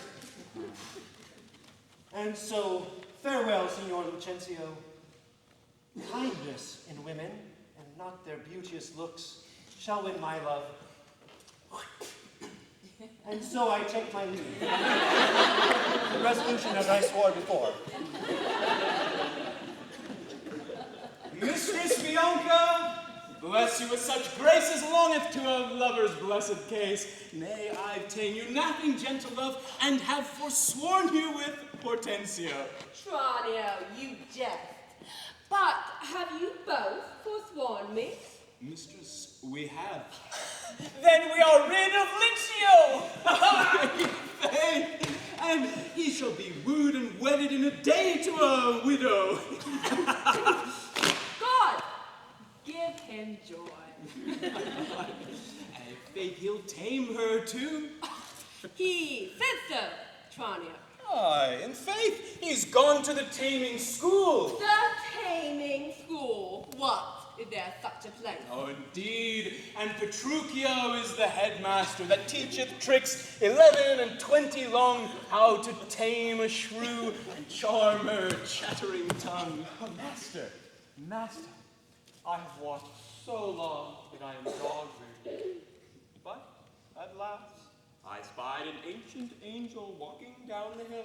Who will serve the turn? What is he, Bianca? Master, a mercatante, or a pedant, I know not what, but formal in apparel, in gait and countenance. Surely like a father. And what of him, Tranio? If he be credulous and trust my tale, I'll make him seem glad to think he is Vincencio, and make assurance to Baptista Minola in a dower of marriage as if he were the right Vincencio. Take in your love, and then let me alone.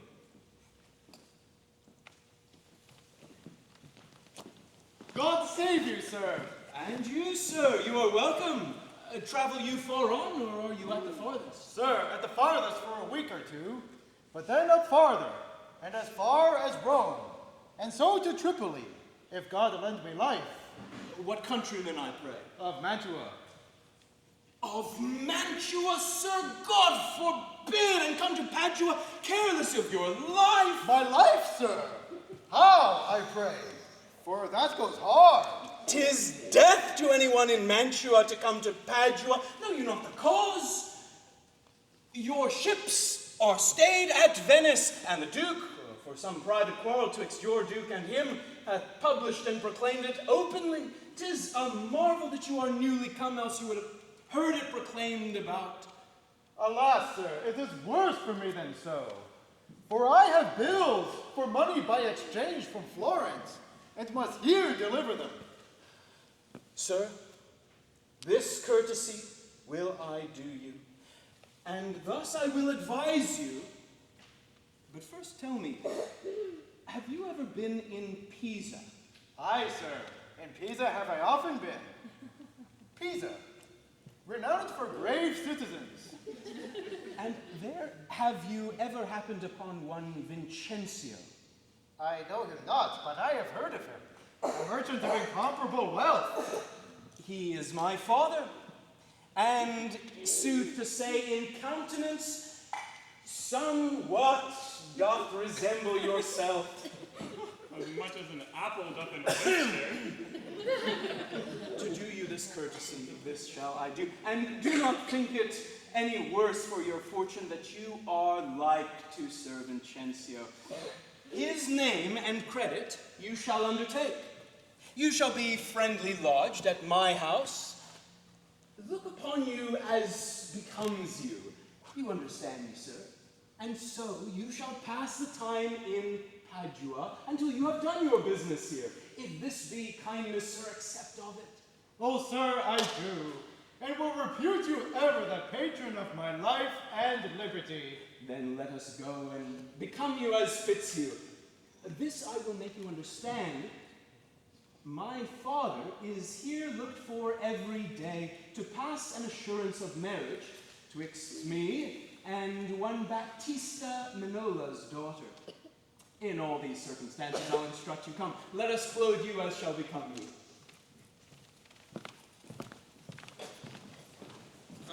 No, forsooth.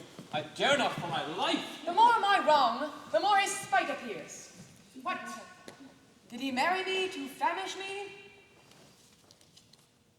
Yeah.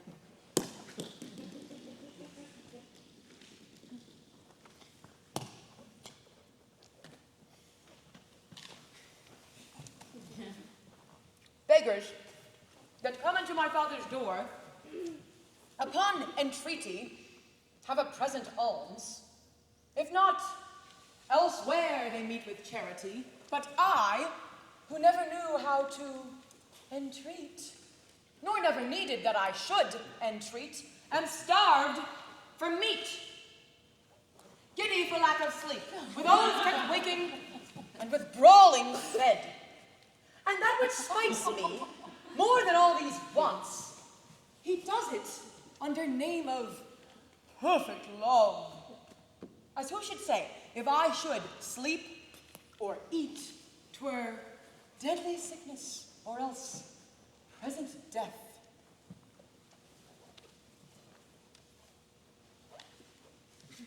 I prithee, go and get me some repast.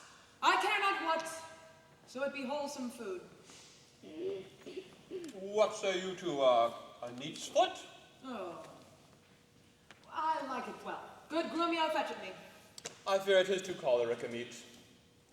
How say you to a fat tripe, finely broiled? I like it well. Good Grumio, fetch it me. I cannot tell. I fear 'tis choleric. How say you to a piece of beef and mustard? A dish that I do love to feed upon. Aye, but the mustard is too hot a little. And both, or one,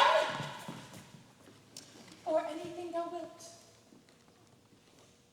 Why then, the mustard without the beef. Go, get thee gone, thou false deluding slave, and beat me with the very name of meat. Sorrow on me and all the pack of you that triumph thus upon my misery. Go, get thee gone, I say. Oh, how fares my cake? What, sweeting all a more? Faith as cold as can be. Pluck up thy spirits. Look cheerfully upon me. Thou seest how diligent I am, love, to dress thy meat and bring it thee myself. I am sure, sweet Kate, this kindness merits thanks. Oh, not a word. Nay then, all my pains assorted to no proof, for you love not this dish. Here, take it away. I pray you, let it stand. The poorest dish is repaid with thanks, and so shall mine before you thank the meat.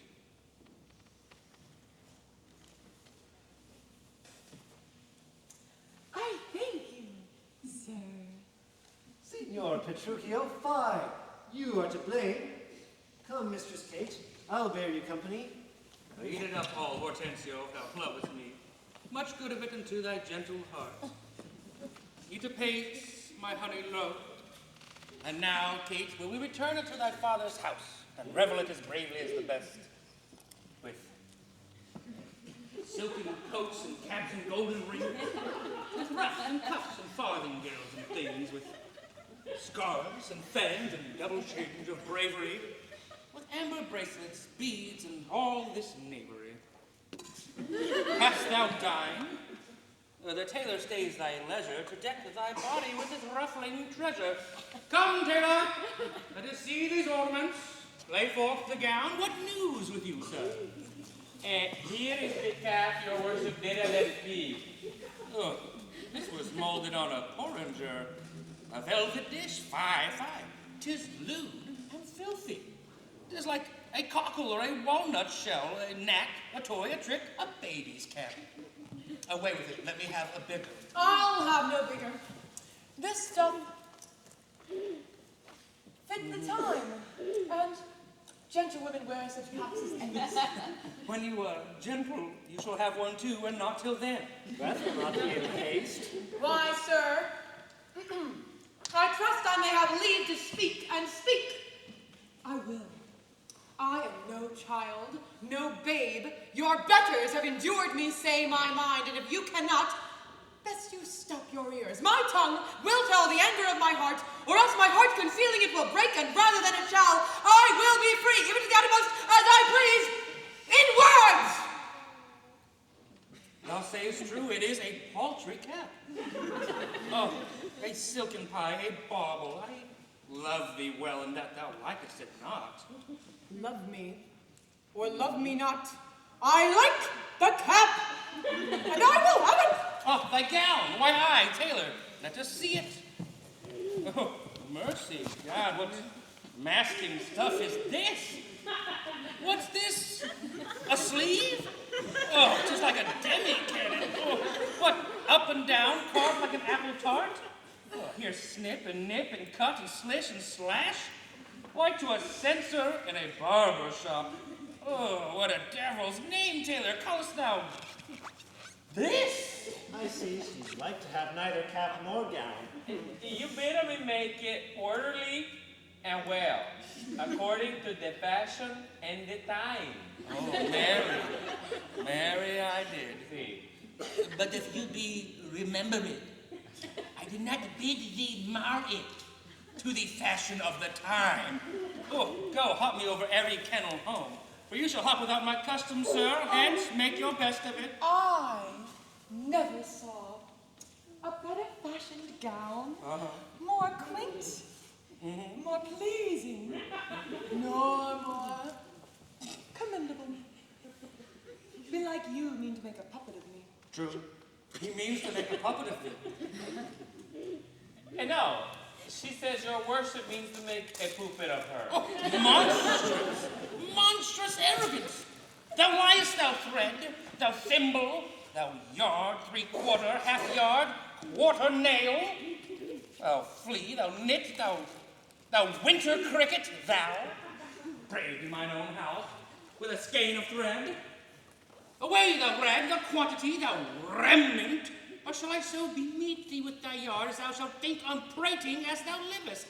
I tell thee, that thou hast marred her gown. Your worship is deceived. The gown is made just as my master had direction. Grumio gave order how it should be done. I gave no such order. I gave him the stuff. But how did you request it should be made? Mary, sir, with a needle and thread. But did you not request to have it cut? Thou hast faced many things. I have. Face not me! Thou hast braved many men. Brave not me. I will neither be faced nor braved. I say unto thee, I bid the master cut out the gown, but I did not bid him cut it to pieces. Ergo, thou liest. Why, here is the note of fashion to testify. Read it. The note lies in his throat if he say I said so. Imprimus, a loose body gown. And then their eye said a loose-bodied gown, sew me in the skirts of it and beat me to death with a bottom of brown thread. I said, a gown. Proceed. With a small compost cape. I confess the cape. With a trunk sleeve. I confess 2 sleeves. The sleeves curiously cut. Aye, there's the villainy. Error in the bill, sir, error in the bill. I commanded the sleeves should be cut out and sewed up again. And that I'll prove upon thee, though thy little finger be armed in a thimble. This is true that I say, and I had thou in place where thou shouldest know it. I am for thee straight. Take up thy bill, give me thy metre yard, and spare not me. God a mercy, Grumio, then he shall have no odds. Well, in brief, sir, the gown is not for me. Oh, nay, sir, for 'tis for my mistress. Go, take it up into thy master's use.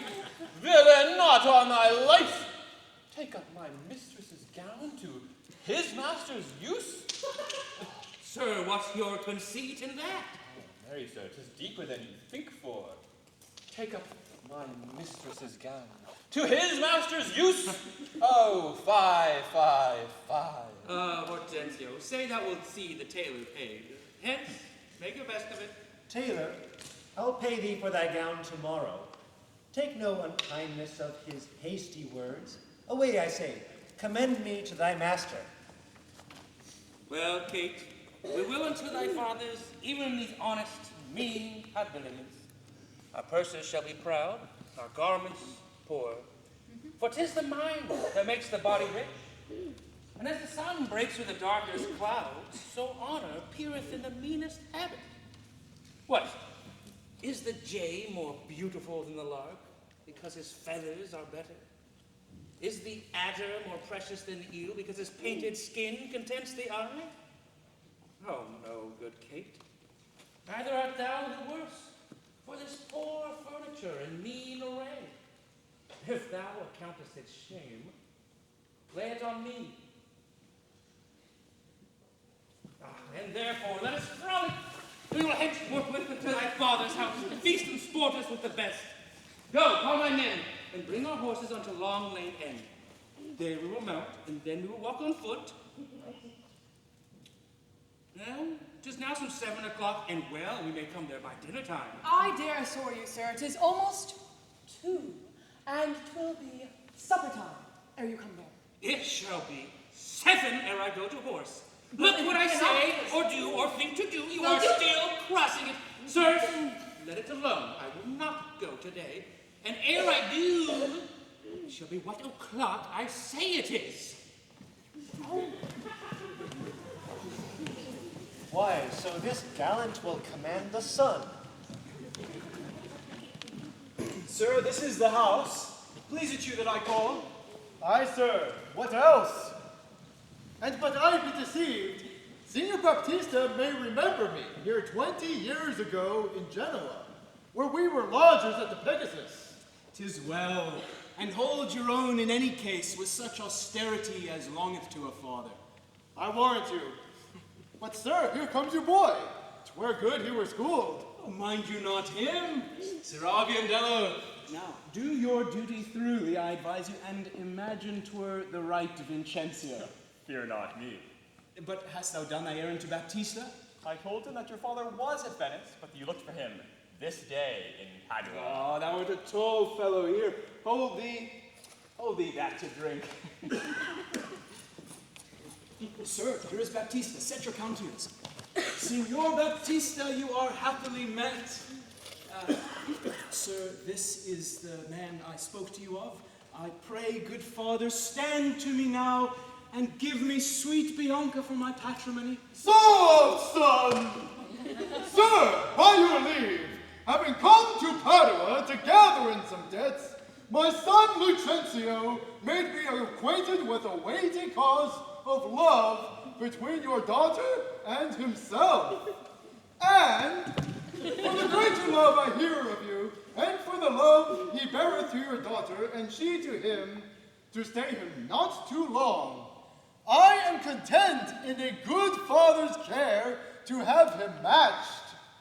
And if you please, to write no worse than I, upon some agreement, me shall you find ready and willing with one consent to have her so bestowed. For curious I cannot be with you, Signor Baptista, of whom I hear so well. Oh, sir, pardon me in what I have to say. Your shortness and your plainness pleases me well. Right true it is, your son Lucentio here loves my daughter, and she loves him, or they do both dissemble very deeply in their affections. And if you will say no more than this, that like a father to a son you will deal with him, and provide my daughter a sufficient dower, the match is made, and all is done. Your son shall have my daughter with consent. I thank you, sir. And where then know you best that we be affied in such assurance tame as shall with either part agreement stand? Not at my house, Lucentio, for, as you know, pitchers have ears, and I have many servants.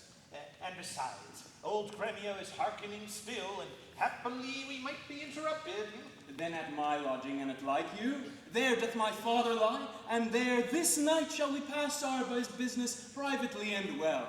Send for your daughter by your servant. My boy shall fetch the scrivener presently. The worse is this, that at such a slender warning, you are like to have a thin and slender pittance. It likes me well.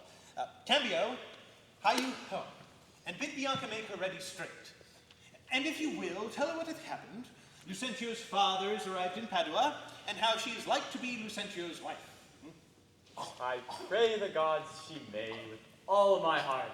Dally not with the gods, but get thee gone. Sir, shall I lead the way? A welcome one mess is like to be your cheer, but we'll better it yet in Pisa. I follow you.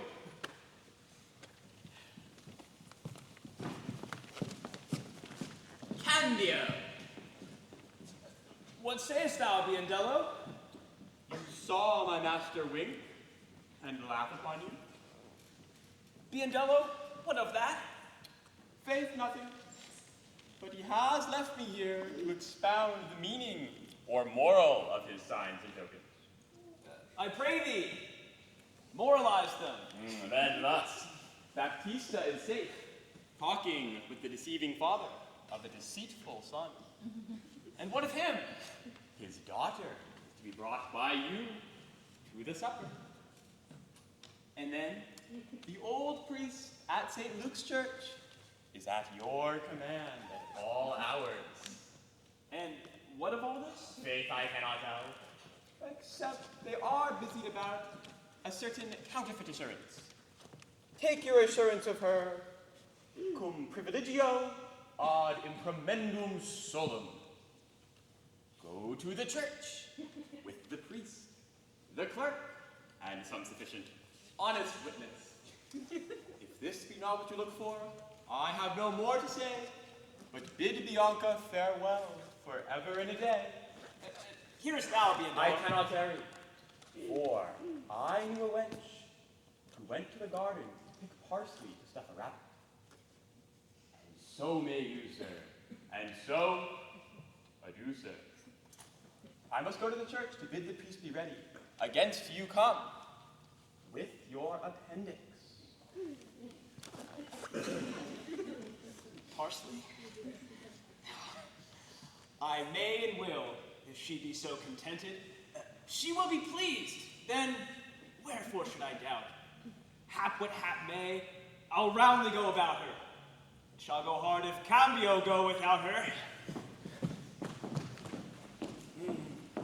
Among the gods' name, once more toward our fathers. Ah, good Lord, how bright and goodly shines the moon. The moon? The sun. It is not moonlight now. I say it is the moon that shines so bright. I know. It is the sun that shines so bright. Oh, now by my mother's son, and that's myself, it shall be moon or star or what I list, or ere I journey to your father's house. Go on and fetch our horses back again, evermore crossed and crossed, nothing but cross. Say as he says, or we will never go. Forward, I pray, since we have come so far, and be it moon or sun, or what you please, and if it please you call it a rush candle, henceforth, I vow it shall be so for me. I say it is moon. Oh, I know it is the moon. Oh, then you lie, for it is the blessed sun. Oh, God be blessed, it is the blessed sun. But sun, it is not when you say it is not. And the moon changes, even as your mind. But you will have it be, even that it is, and that so it shall be still for Catherine. Petruchio, go thy ways. The field is won. Well, forward, forward, thus the bowl should run, and not unluckily against the bites. Soft, what company is coming here? Good morrow, gentle mistress, whither away? Oh, sweet Kate, tell me, and tell me truly too, hast thou ever beheld a fresher gentlewoman? Such a wall of white and radiant in her cheeks. The stars do spangle heaven as these eyes become this face. Ha! Fair gentle maid, once more good day to thee. Sweet Kate, embrace her for her beauty's sake. You will make the man mad to make a woman of him.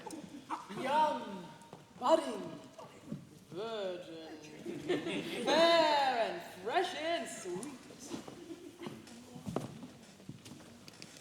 Whither away? Or where is thine abode? Happy the parents, so fair a child. Happier the man whom favorable stars allot thee for his lovely bedfellow.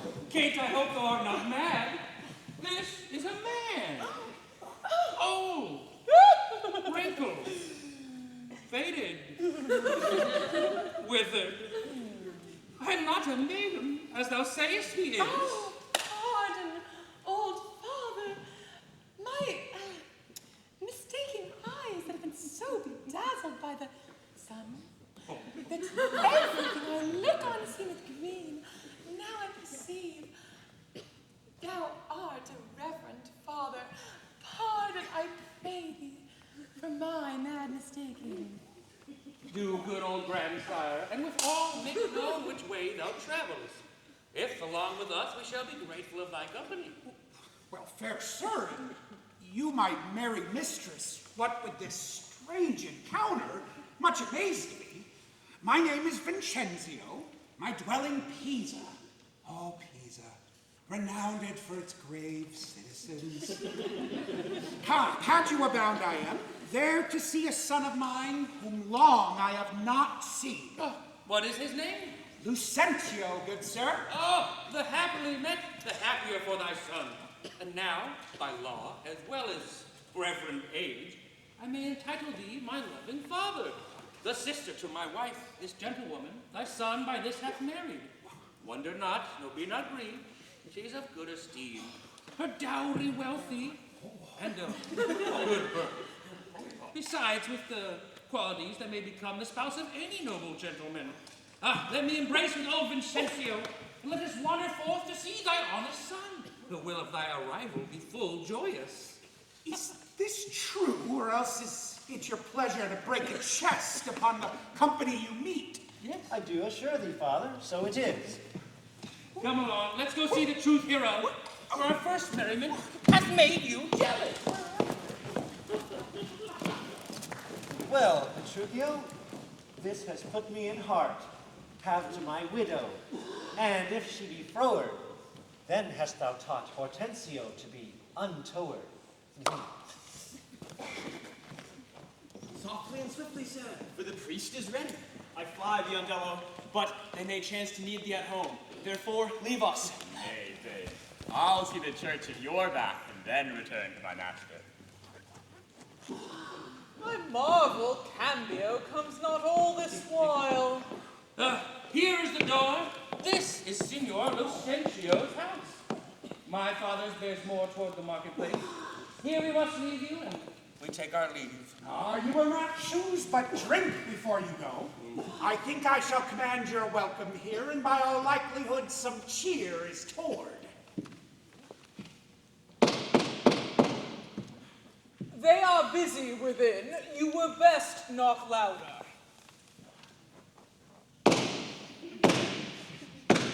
What is he that knocks, as he which beats down the gate? Is Signor Lucencio within, sir? He is within, sir, but not to be spoken withal. What if a man bring £100 or two with which to make merry withal? Keep your £100 to yourself. He shall need none so long as I live. Nay, do you hear, sir? I told you your son was well beloved in Padua. To leave frivolous matters aside, please tell Signor Lucencio his father is come from Pisa and is here at the door to speak with him. Thou liest! His father is come from Pisa and is here, looking out at the window. Art thou his father? Aye, sir. So his mother says. How now, gentleman? This is flat knavery to take upon you another man's name. Lay hands on the villain! I believe it means to cozen somebody in this city under my countenance. I have seen them in the church together. God send them good cheer. But how now? Old Master Vincencio. Now we are undone and brought to nothing. Come hither, Crackhemp. I hope I may choose, sir. Come hither, you rogue. What, have you forgot me? Forgot you? No, sir, I could not forget you. For I never saw you before in all my life. You notorious villain! Hast thou never seen thy master's father, Vincenzo? What, my worshipful old master? Yes. See where he looks out the window? Is so indeed. Help! Help! A madman will murder me! Help, sir! Help, Signor Baptista! Young Kate, let's stand aside and see the end of this controversy. Sir, I pray, what are you that you should offer to beat my servant? What am I, sir? Nay. What are you, sir? Oh, notorious villain. Oh, immortal gods. Oh, a silky doublet, a velvet hose, a scarlet cloak, a Capitan hat. Oh, I am undone, sir. I am undone. As I play the good husband at home, my son and my servant spend it all at the university. Why, sir, what's the matter? What, is the man a lunatic? Sir, you seem a sober, ancient gentleman by your habit, but your words show you to be a madman. Why, what concerns you if I should wear pearl or gold? I thank my good father I am able to maintain it. Thy father? O villain, thy father is a sailmaker in Bergamo. Oh, you mistake, sir, you mistake, sir. Pray, what you think is his name? His name? As if I knew not his name. I have brought him up since he was 3 years old, and his name is Tranio. Away! Away, badass! His name is Lucencio, and mine only son, and heir to the lands of me, Signor Vincencio! Vincencio? He hath murdered my son! Lay hold on him in the Duke's name, I charge thee! My son! My son! Where is my son, Lucencio? And call forth an officer, I pray, take this knave to the jail. Signor Baptista, I pray you make sure he be forthcoming. Carry me to the jail! Stay! Stay! He shall not not go to prison. Hark not, Signor Remio. I say he shall go to prison. Take heed, Signor Baptista, lest ye be cooney catched in this business. I dare swear this is the right Vincencio. Swear, if thou darest. Nay, I dare not swear it. Then thou should best say that I am not Lucencio. Yes, I know thee to be Signor Lucencio. Away with the daughter, to the jail with him. The strangers may be harried and abused, O immortal gods! Yonder he is. Deny him, forswear him, or else we are all undone.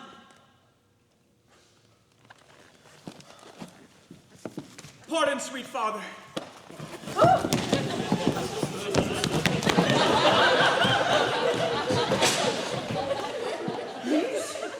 My sweet son. Pardon, dear father. Well, how hast thou offended? Where's Lucencio? Here's Lucencio, right son to the right Vincencio, that have by marriage made thy daughter mine, while counterfeit supposes bleared thine eye. Here's packing with a witness to deceive us all. Where is that damned villain Tranio that faced and appraised me in this matter so?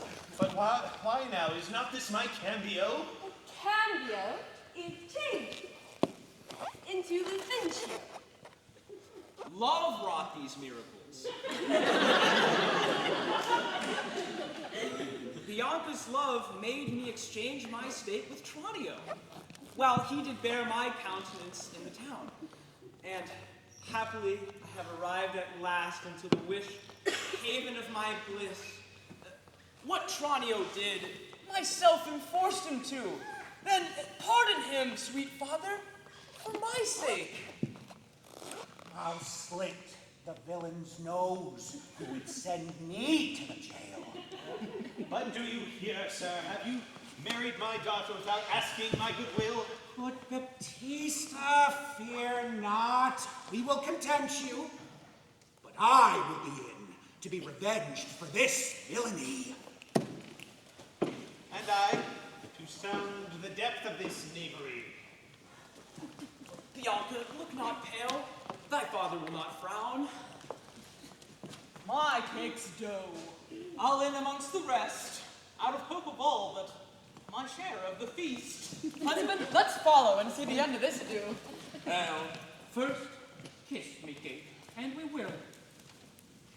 What? In the midst of the street? Art thou ashamed of me? No, sir.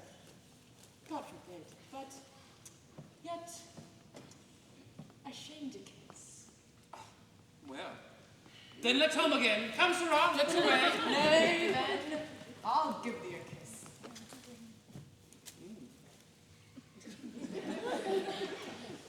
No, very long. Is not this well?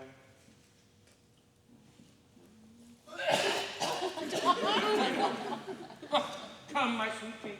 Better once than never, for never's too late.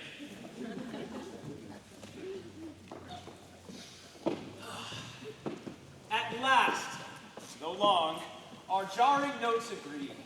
And time it is, when raging war is done, to smile at scapes and perils overblown. My fair Bianca, bid my father welcome, while I with self-same kindness welcome thine. Brother Petruchio, Sister Caterina, and thou, Hortensio, with thy loving widow. Feast with the best, and welcome to my house. My banquet is to close our stomachs up after our great good cheer. Pray you, sit down, for now we sit to chat as well as eat. Nothing but sit and eat and eat. Padua affords this kindness, San Petruchio. Padua affords nothing but what is kind. For both our sakes, I would that word were true. Now, by my life, Hortensio fears his widow. Never trust me if I be afeard. You are very sensible, but you miss my sense. I mean, Hortensio is afeard of you. That is Kitty thinks the world turns round. Oh, roundly replied. Mistress Helmley knew that. Thus I conceived by him. Oh, conceived by me, how likes Hortensio that? My widow says, thus she conceives her meaning. Ah, very well mended. Kiss him for that, good widow. He that is giddy thinks the world turns round. I pray you, tell me what you meant by that. Your husband, being troubled with a shrew, measures my husband's sorrow by his woe, and now you know my meaning. A very mean meaning. Right, I mean you. Oh, and I am mean indeed, respecting you. To her, Kate. To her, widow. 100 marks, my Kate does put her down. That's my office. Spoke like an officer, to thee, lad. How likes Gremio these quick-witted folks? Believe me, sir, they butt together well. Head and butt. And hasty-witted fellow would say your head and butt for head and horn. Aye, Mistress Bride, hath that awakened ye? Aye, but not frightened. Therefore, I will sleep again. Nay, that you shall not. Now that you have stepped thus far in, have at you for a better jest or two. Am I your bird? I mean to shift my bush. Then pursue me. As you draw your bow, you are welcome on. She hath prevented me. Here, Sirrah Tranio. This bird you aimed at, though you hit her not. Therefore a health to all that shot and missed. Oh, sir, Lucentio slipped me like a greyhound that runs for himself but catches for his master. A good, swift simile, but something curt. Oh, 'tis well that you hunted for yourself. It is thought that your deer doth hold you at bay. Oh, Tranio hits you now, Petruchio. I thank you for that, good Tranio. Confess, hath he not hit you here? Hath a little galled me, I confess. But as the jest did glance away from me, 'tis 10 to 1. It maimed you too outright. Now in good sadness, son Petruchio, I fear thou hast the veriest shrew of all. I say no. And therefore, for assurance, let's each one send unto his wife, and she that is the most obedient to come when she is called, shall win the wager we will propose. Content. What's the wager? 20 crowns. 20 crowns? I'll wager so much upon my hawk or my hound, but 20 times so much upon my wife. 100 then. Content. A match 'tis done. Who shall begin? That will I. Biandello. Bid thy mistress come to me. I go. Son, I'll be your half. Bianca comes. I'll have no halves. I'll bear them all myself. How now? What news? My mistress bade me tell you that she is busy and she cannot come. She is busy. She cannot come. Is that an answer? Aye, and a kind one too. Pray God, sir, your wife send you not a worse. I hope better. Sirrah Biondello, go and entreat my wife to come to me forthwith. Nay, entreat her, then she must needs come. I'm afraid, sir, do what you can. Yours will not be entreated. Now, where's my wife? She says you have some goodly jest in hand. She will not come. She gives you come to her. Worse and worse, she will not come. Vile, intolerable, not to be endured. Sirrah, Rubio, go to your mistress. Tell her I command her come to me. I know her answer. Yeah? She will not. Well, the fouler fortune mine, and there it ends. Now by my halidom, here comes Caecilia.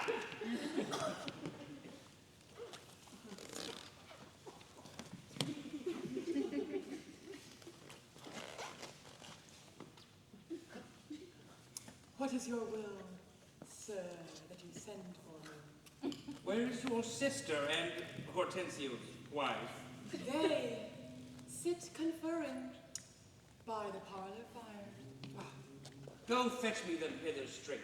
If they deny to come, swing me them soundly forth unto their husbands. Away and bring them hither straight. Here is a wonder. You talk of a wonder. A wonder it is. I wonder what it bodes. Marry, peace it bodes, and love and quiet life, and awful rule and right supremacy, in short, what's not that's sweet and happy. Now fair befall thee, good Petruchio. The wager thou hast won, and unto their losses shall I add another 20,000 crowns, another dowry to another daughter, for she is changed as though she had never been. Nay, I will win the wager better yet, and show more sign of her obedience, her new-built virtue and obedience. Ha! See where she comes, and brings the throne wives as prisoners to her womanly persuasion. Oh, Catherine, that cap becomes your mouth. Off with the bauble, throw it underfoot. Never let me have a cause to sigh till I be brought to such a sleep. Pass! Fie! What foolish duty call you death? I would your duty were as foolish. The wisdom of your duty, fair Bianca, hath cost me 100 crowns since supper time. The more for you, for laying on my duty. Catherine, I charge thee, tell me, headstrong women, what duty did you owe the lords and husbands? Come, come, you mock, we will have no telling. First begin with her. She shall not, she shall! Fie! Unknit that threatening, unkind brow, and turn not scornful glances from those eyes to wound thy lord, thy king, thy governor. It blots thy beauty. As frost to bite the meads, confounds thy fame, as whirlwinds shake their buds, and in no sense is meet or aim. Oh, a woman moved. A woman moved is like a fountain troubled, muddy, ill-seeming, thick, bereft of beauty. And while it is so, none so dry or thirsty will deign to sip or touch one drop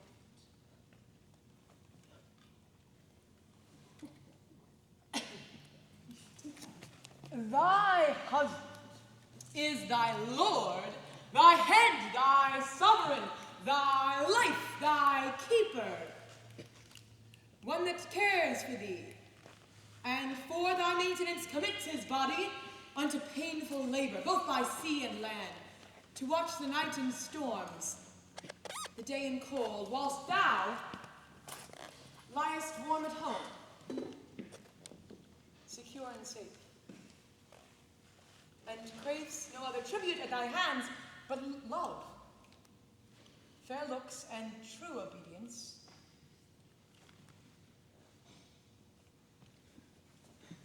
Such duty as the subject owes the prince, even such a woman oweth to her husband. Too little payment for so great a debt. I'm ashamed that women are so simple. To offer war when we should sue for peace, or seek for rule, supremacy, and sway when we are bound to love. Certainly. Why are our bodies soft and weak and smooth, unapt to toil and trouble in the world, but that our soft conditions and our hearts should well agree with our external parts? Come. Come, you froward and unable worms, my mind hath been as big as one of yours, my heart as great, my reason happy more, to bandy word for word and frown for frown. But now I see our lances are but straws. our strength as weak.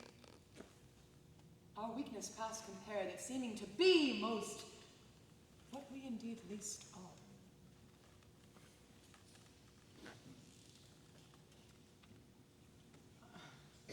Then veil your stomachs, for it is no boot, and place your hand beneath your husband's foot, in token of which duty, if it please, my hand is ready, may it do him ease.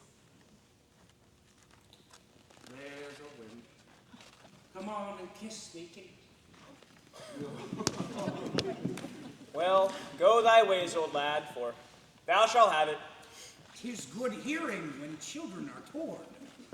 Come, Kate, we'll to bed. We three are married, but you two are sped. 'Twas I won the wager, though you hit the white, and being a winner, God give you good night.